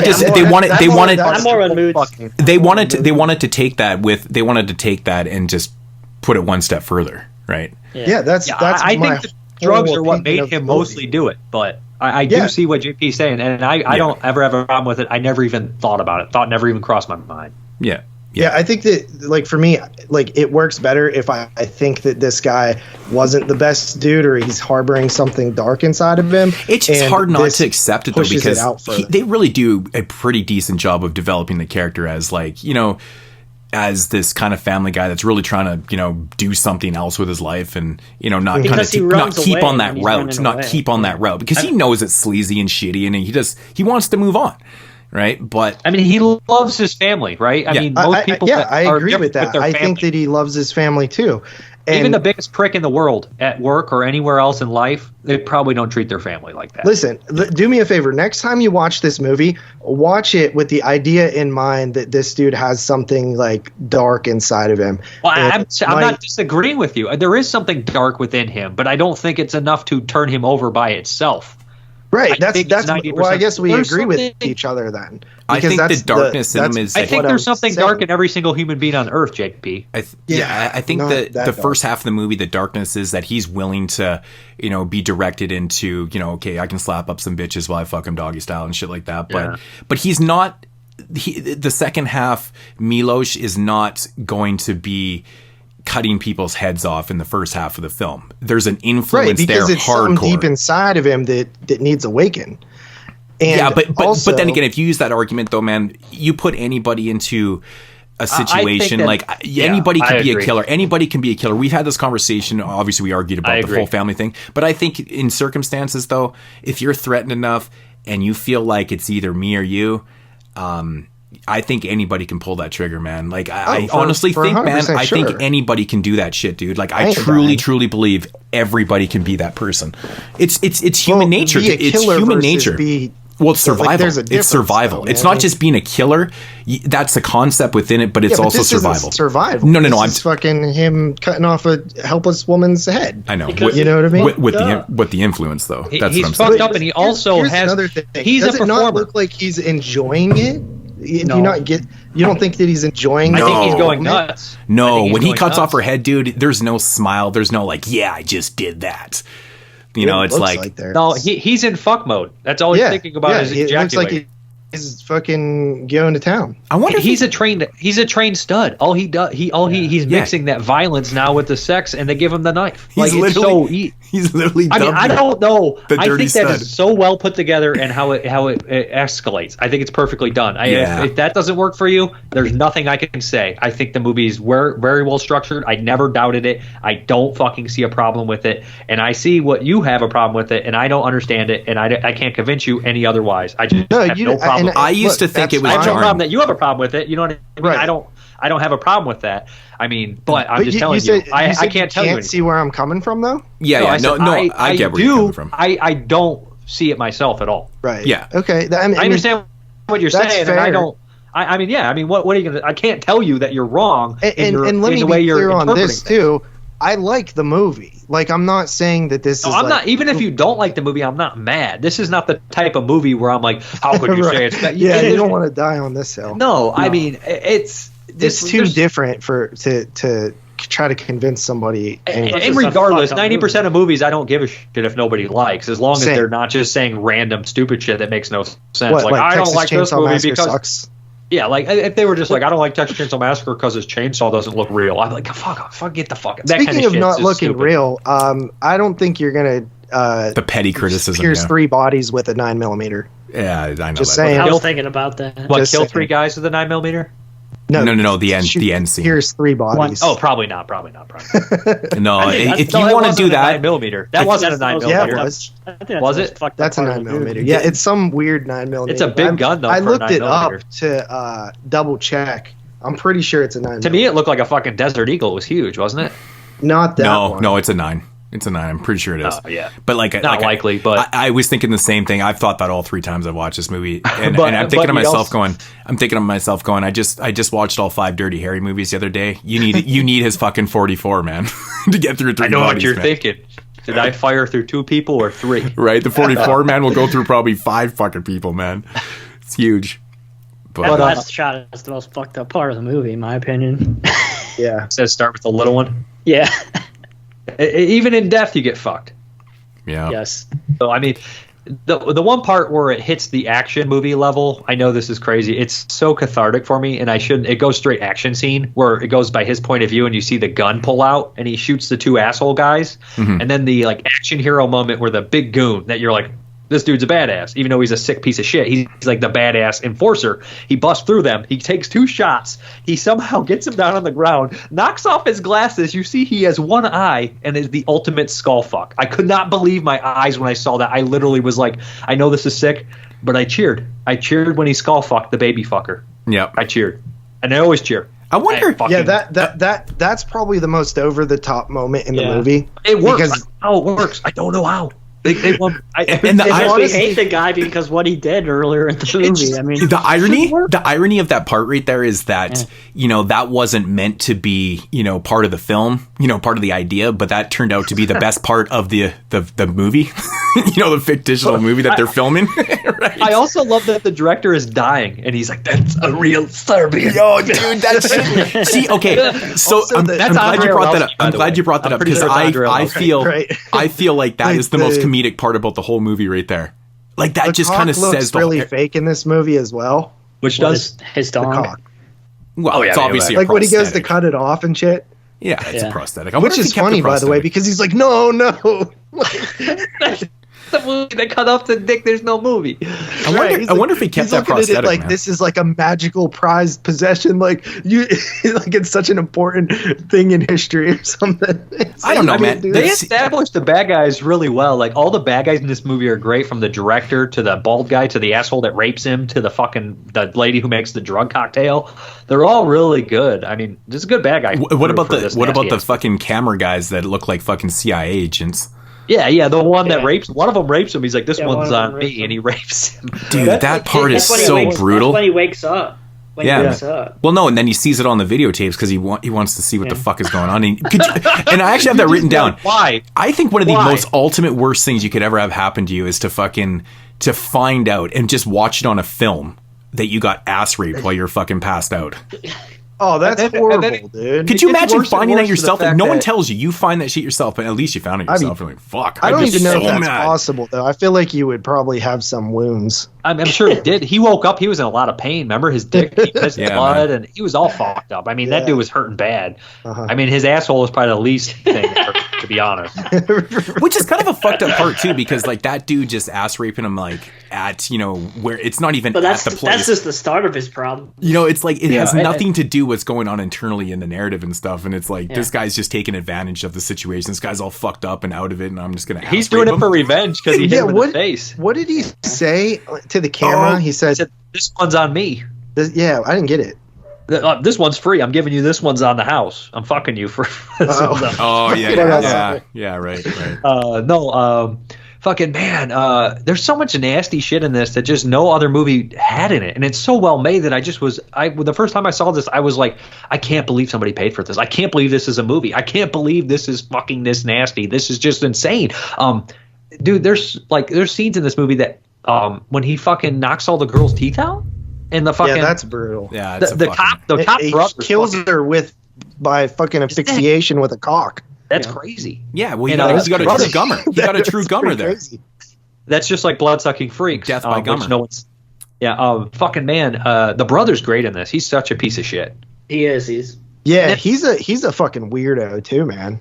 Like he was jerking off. Clearly obsessed with his brother's porn. The wife. Yeah. It was the birthday party. He was jerking off the birthday party, and then he was getting a blowjob from the birthday party and his brother's sex scenes. Like, that's a little weird. Yeah, he's watching his nephew open up presents, and he's getting a fucking blowjob from a hooker or whatever. I'm like, I don't want to see any home movies, any person of my family at any point when I'm in any sexual act. Like, I'll literally my penis will go inside my body. You know what I gotta say though, man? I actually forgot. There was one part in this movie I did forget though. It was actually the very last shot in the film.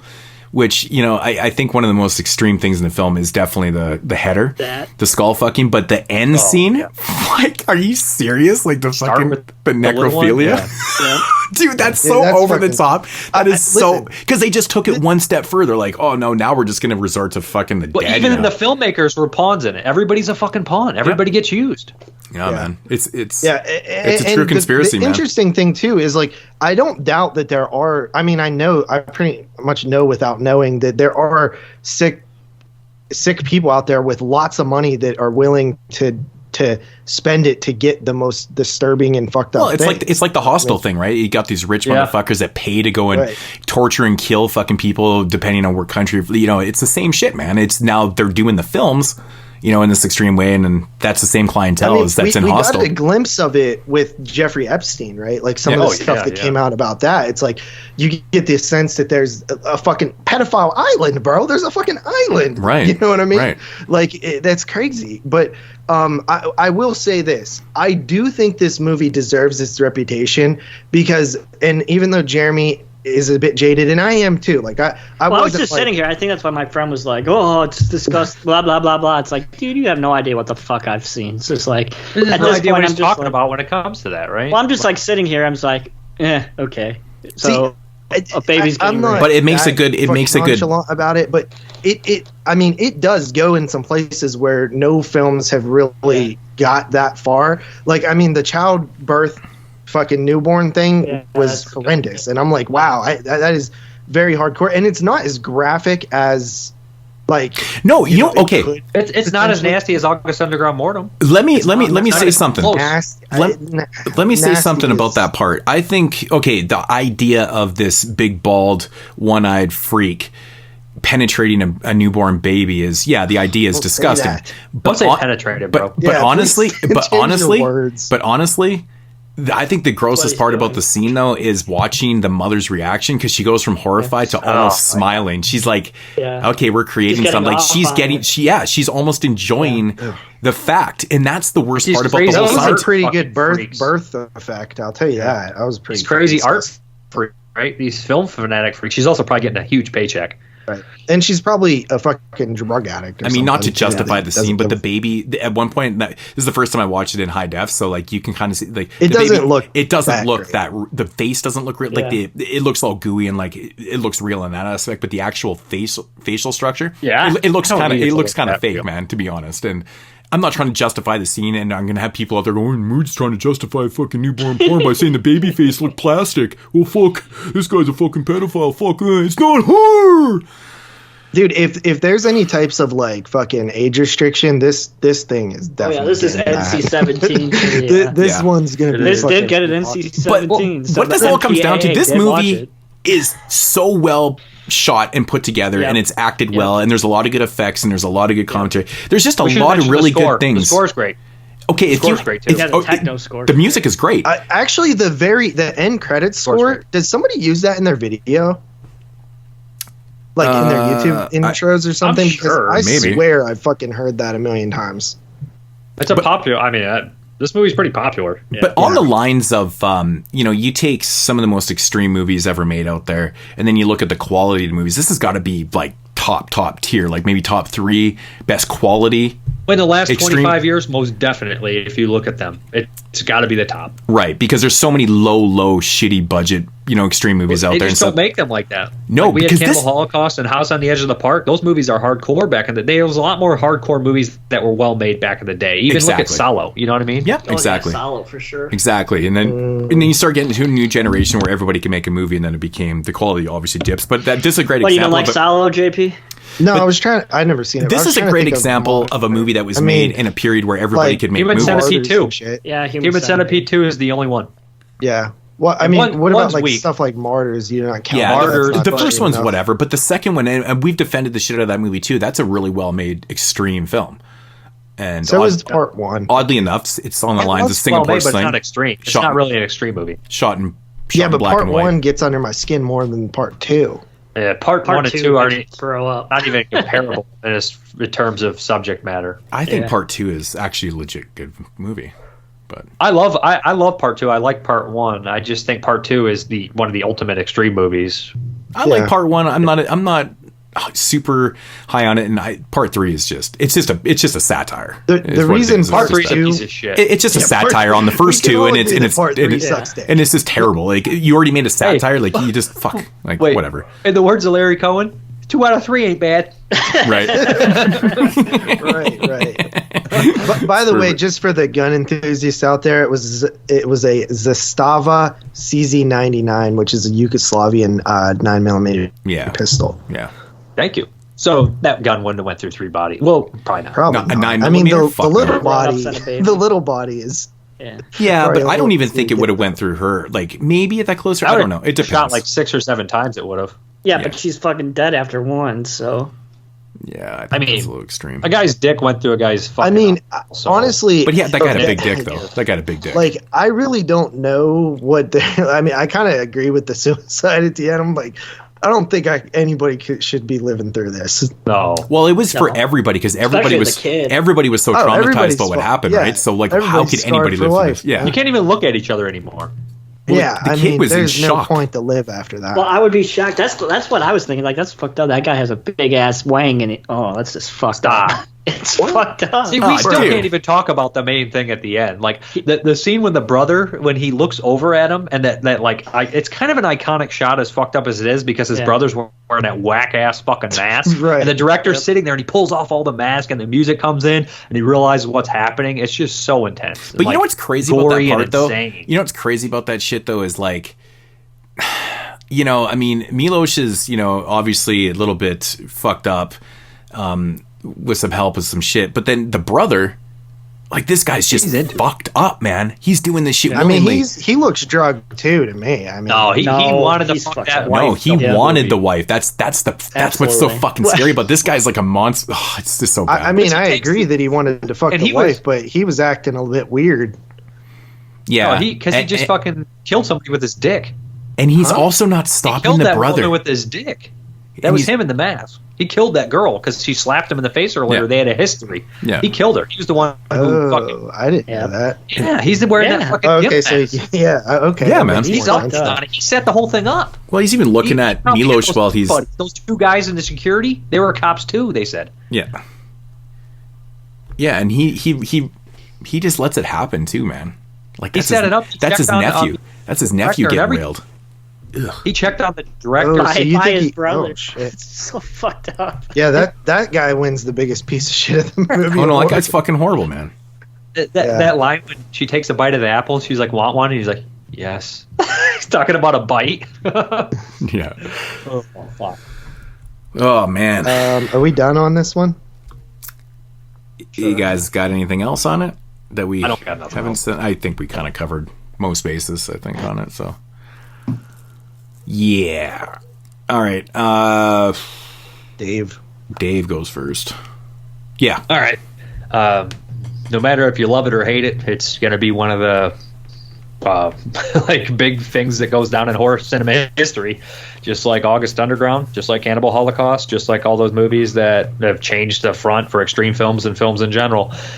I love this movie. I loved it the first time I saw it. It just blew my mind. I've never seen anything quite like it. It's not the most extreme movie ever made or anything, but it's just so well made. I love the story. I love the structure. And I know, fucking say what you want about me. I don't give a shit. I'm not arguing about the merits of extreme films or the film in general. We explained our case. If you don't like it, I get it. That's okay. 10 out of 10. Damn. Okay, yeah, me. I honestly, truly believe that knowing everything about the film I don't think it hurt I don't think I liked it like I disliked it, but I can't help but think that I wouldn't have been way more like into it and like blown away by it had I not known all that stuff. It's just one of those unfortunate situations. That being said, like, it did live up to the hype. Like, everybody that always said, I always heard the argument like, oh, but it's so well shot and acted and scored and stuff like that. So that all lived up to it. I was like, wow, they really were right. Like, this is a really well put together movie. The subject matter I thought was extremely interesting. And I found it to be really interesting, the psychology of the character. I guess that I'm probably the only person that saw it that way, but because to me, I was like, I don't know if this guy is a good person. I know that he has good qualities. He loves his family and stuff like that, but I don't know if deep down he doesn't have something dark inside him. And that's just how I took it. I think that it made the film a little interesting to me. I did have a little hang up with the like drug thing, but honestly, it's not like the biggest deal in the world. Like, I know it's an exploitation film, MacGuffin, you know, it just needs it pushes the plot along and gets this guy to be able to do this stuff realistically ish. So yeah, I don't know. I'm a little bit. I think I'm gonna go 7.5 on this one, potentially an 8, but I think I'll stick with 7.5. I wonder what Adam Green said about this because he has a commentary on the Blu-ray. Yeah, he talks about himself. I know. I saw that too. Adam Green? Yeah, I was curious. And Joe Lynch is on it too. I listened to the director's commentary. Joe Lynch. It's Joe Lynch and Adam Green. Yeah, Joe. Are they Joe fans Lynch of this movie? Joe Lynch was in Serbia when he made a movie. Right, he actually took a picture with the baby. Oh, Nice. Yeah, he said that like 90% of his crew worked on Serbian Film. He's like, everybody who works on movies there worked on Serbian Film. Yeah, this movie ruined the director's career.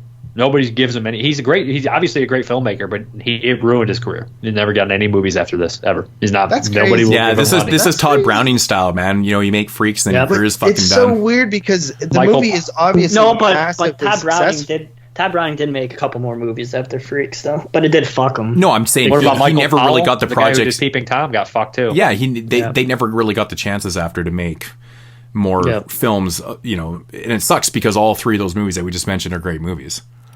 Yeah, and they said Peeping Tom was obviously too risque for its time, and they said Hitchcock watched that movie and Freaks is based Psycho off it. Freaks is so ahead of its time too. It's like it's so crazy. I just get so jealous that when that movie came out, it was 90 minutes long, and they fucking lost it all. Yeah, oh my god, makes me so sad. That's one of the horrible things about film. Yeah, from that era, so much was lost. Yeah, you're right.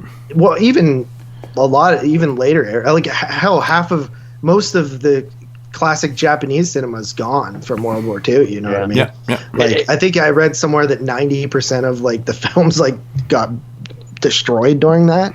It is funny to think that the people that years ago they'll look back and be like, how dare they fucking ban Todd Browning and Michael Powell? And it's like, but the guy who made Serbian Film, fuck that guy. Yeah. Well, you got to think about it. Yeah, it is weird to me. I just don't get why people are so offended. It's because it's misunderstood. History are doomed to repeat it. But doomed to repeat it. It's why are a lot of things that are considered to be pretty good hated on is because they're misunderstood. It's a big thing, man. When you don't understand or even want to understand it, you're kind of looking the other way or just taking rock and roll, right? Yeah, if you take things for face value, have an opinion, even if they don't. It's they have an opinion on something. It's like the famous thing that Dee Snider said, in front of the Senate, back in the day, fighting against censorship and stuff with Tipper Gore against that fucking cunt.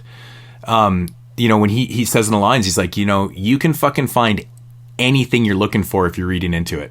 It doesn't matter what you're reading, because she's reading off these lyrics and like, oh, this is all sexual motivated and stuff. It's like, if you're looking for something in something, you're gonna find that something. It's fucking true. Snyder schizophrenia. It's so true, though. One of the all-time great moments in it is art. Because it makes you think, and you're like, you're absolutely correct. Because if you already have your mind made up about something, nothing's going to change your mind. Hence, you found that something that you were looking for. And Dee Snider was a fucking smart motherfucker, and I'm glad. And he changed music forever. He changed the opinions of everything with that one thing he said, and it's so crazy. But I mean, I take that and I put it towards the film fans and things like that. When you don't understand something, it's like, or even if you're looking for something in something, you're gonna find that something. And I find that with extreme films, this happens a lot. Like, look at what Jeremy just read off from his friend. It's completely ridiculous. I mean, I'm sure your friend's not an idiot, but he's moronic.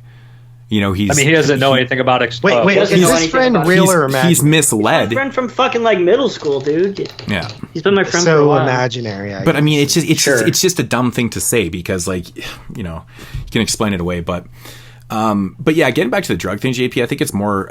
I kind of see it as a metaphor though too. For the people of being controlled in Serbia and stuff like that too, right?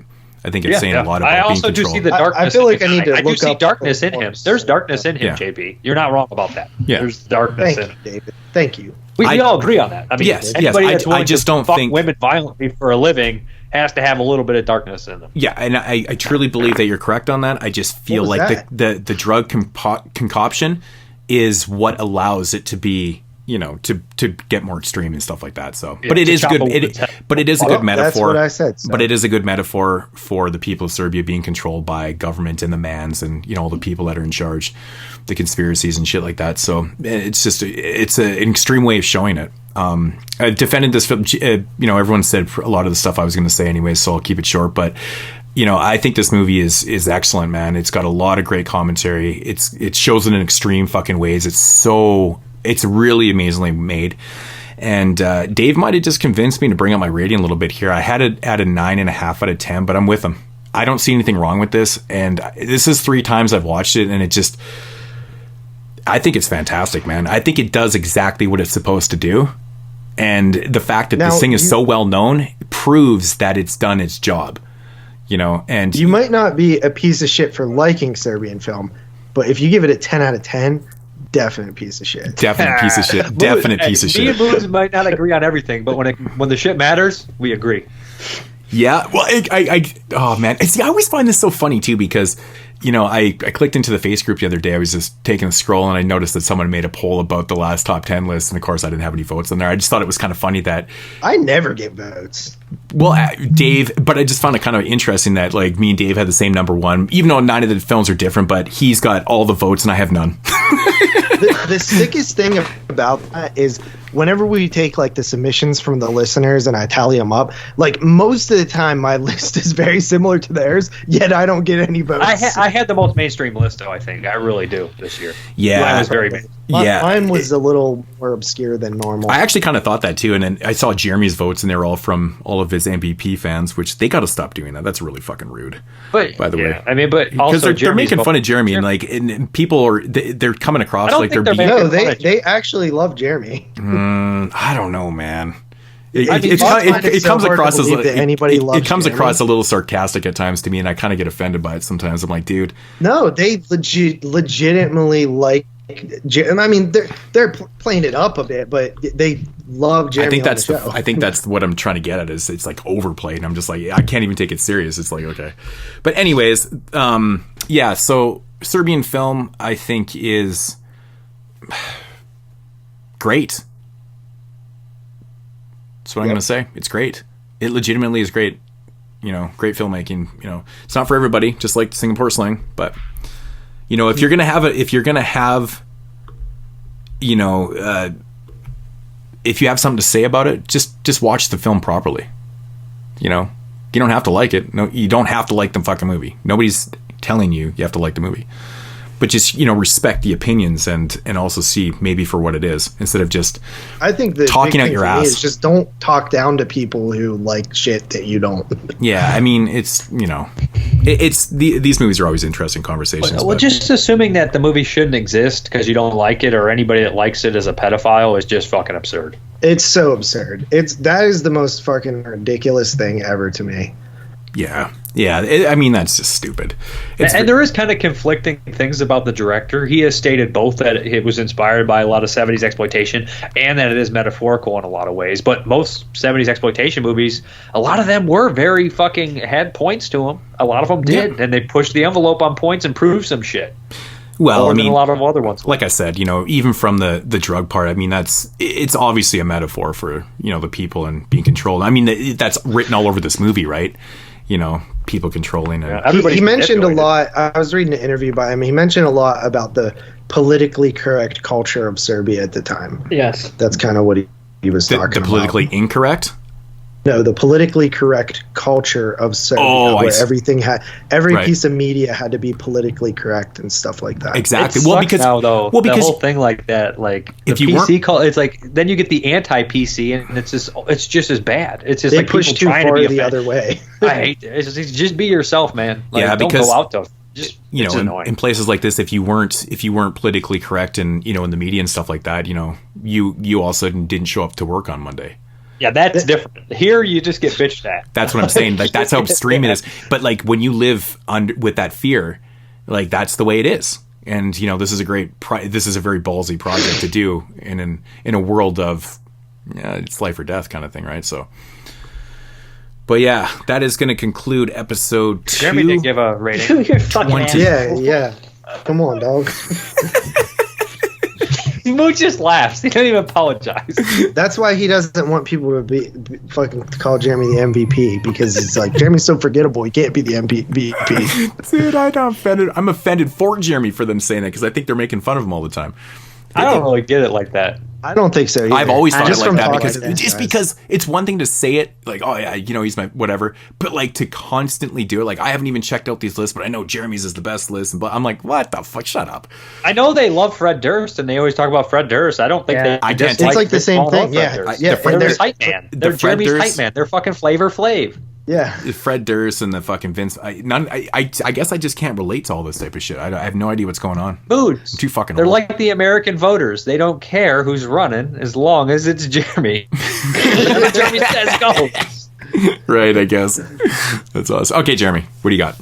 All right, Serbian Film. Not a fan of extreme movies. I never have been. I think my prior conversations about the YouTube extreme back in the day, you know, a decade ago, you know, and they really haven't been my kind of films. I've seen, you know, quite a few at this point, simply because, you know, we talk about them on the show and things like that, but they're not really my cup of tea. But like I said, I appreciate this one. It's pretty well made. That's not pretty well made. It's really well made. The acting's good. The score is good. Everything is pretty good about it. But like I said, it's not really my cup of tea. But It's still good, so I give it a 7. That's a good rating. Damn, I was hoping I was hoping JP was going to come in higher, and we were going to push this in by. What did he give it? He gave it a 7. Half point out of the hall. Yeah, that's on you though. I mean, on me? Yeah. No. Why is it him? No, because you gave it 7. JP fucking did that purposely because he doesn't want the backlash of having a Serbian film in the Hall of Fame. Fame. 3 years later, when it's brought up again. How did I? No, I did not think of that purposely. I rated before Moods. No, you knew. You had a game plan. Moods said he was giving it a 9.5. So if I would have given it an 8, it wouldn't have made it in based on that.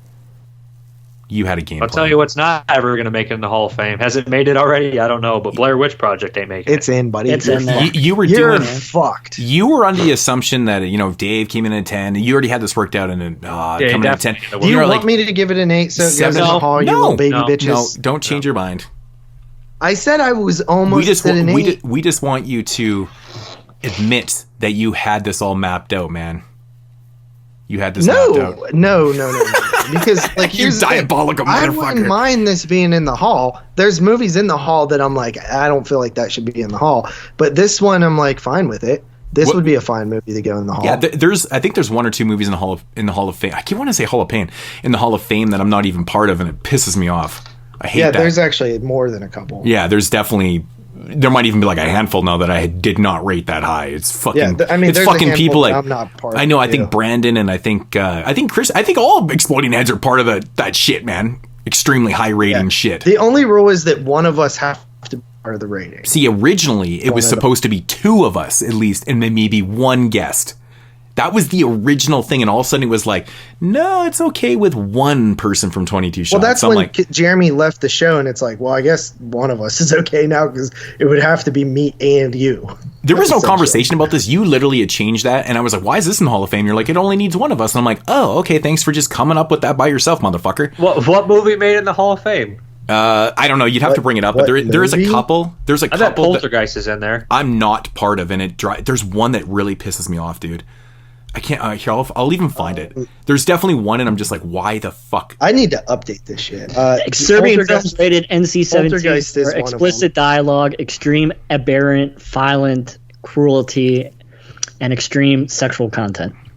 So the MPAA did watch it. You know what we didn't mention that we should have mentioned? What? Should have mentioned Life and Death of a Porno Gang, which is also another pretty crazy Serbian film that's pretty good. Yeah, dude, that fucking scene where the chick's sucking the horse's cock. Oh, man. Yeah. I mean, Jeremy, you see that one? Okay. No, but I know. JP, why did you put that? I think you might like that one a little bit more. JP, Bone Tomahawk on here has your rating, Brandon, and why? Why am I, I think I don't know. What'd you give it? Fuck, I don't know. It must have been 9 or I was high on that. It's weird. I'm not sure. If it had you, I probably would have put you in there, unless you gave it an 8.5. No, I was high in my top 10 that year. But anyways, that's not what I'm thinking of. I know I rated that one high. How'd you guys give Jaws a 9.5? Moods hates the music. It's just the repetitiveness of it drives me fucking nuts. I'm like, you could change up the notes and I know the music's iconic and we explain this away, but I'm like, it's different to have iconic music. That upset you with, never mind. Sorry. I'm like, God, it just seemed like it was one note through the whole. I'm just like, that's one thing that's always plagued me with that movie. You're gonna have to change Dave Z. You're gonna have to change it to Dave Z. Or if I'm part of a Hall of Fame movie, you got to put Mr. Parka instead of Dave. Yeah, well, that was the problem. I put those in before you ever did the show. Yeah, just put Mr. Parka. I know which one it is. I put Dave Climax for you now. It's Climax and Midsummer, the 2 movies. I'm disgusted to see those in there, man. Climax is fucking great. Fuck you. Yeah, Climax is great. I liked Climax. I don't think it's fucking Hall of Fame material. Are you sure you rated Bone Tomahawk? Yeah, it was in my top 10, dude. Are you sure? I'm pretty sure. Because I'm looking at the ratings and there's not a rating for you.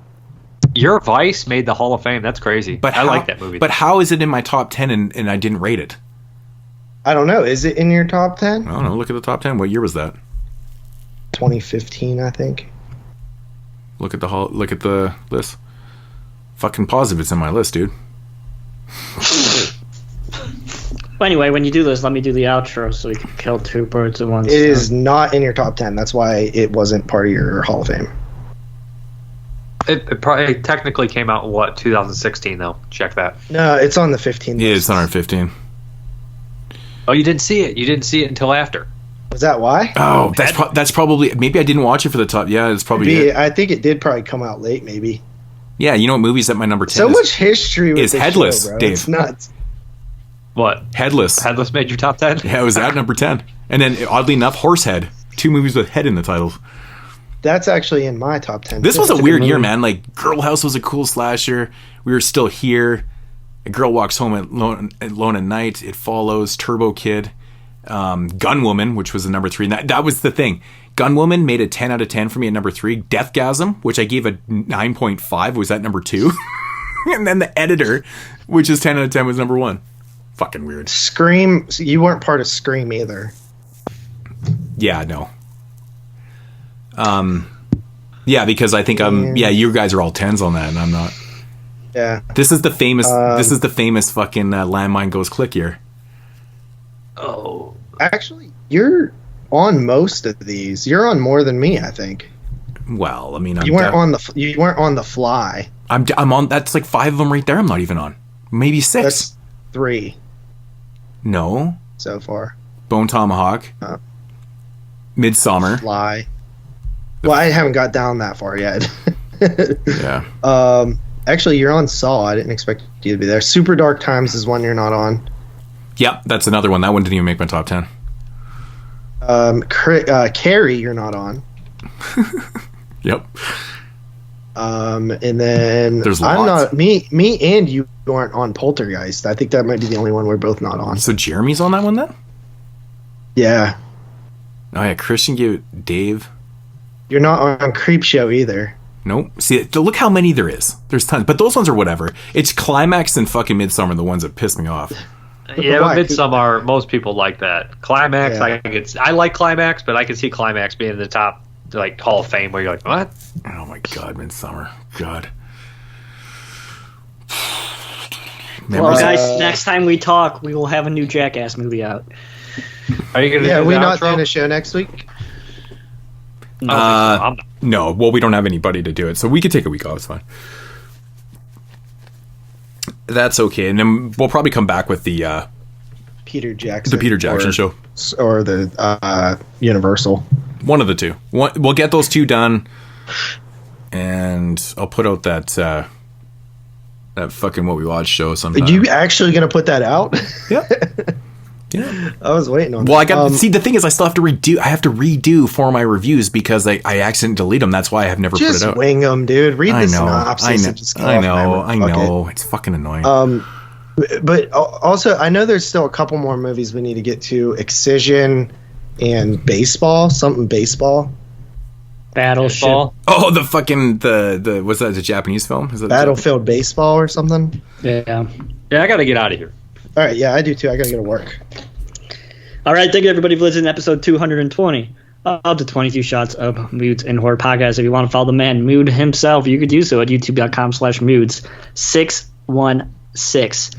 If you want to follow the vice president of the Taylor Swift fan club, you could do so at youtube.com/doubleshotj. Follow me on my channel, youtube.com/NESroller22. And please follow the cranky old man, Mr. Parka, where you could see all his food gifs at youtube.com/Mr. Parker. Please follow us on Patreon, patreon.com/22 Shots Podcast. Please get the sand sucked out of my vagina and leave us a voicemail at 724-426-6665 and leave us an email at 22shotsofmoodsandhorror@gmail.com. And as always, facebook.com search bar 22 Shots of Moods and Horror Podcast. All right, everybody, that should be it for episode 220 of the 22 Shots of Moods and Horror Podcast. We'll be back in 2 weeks with something.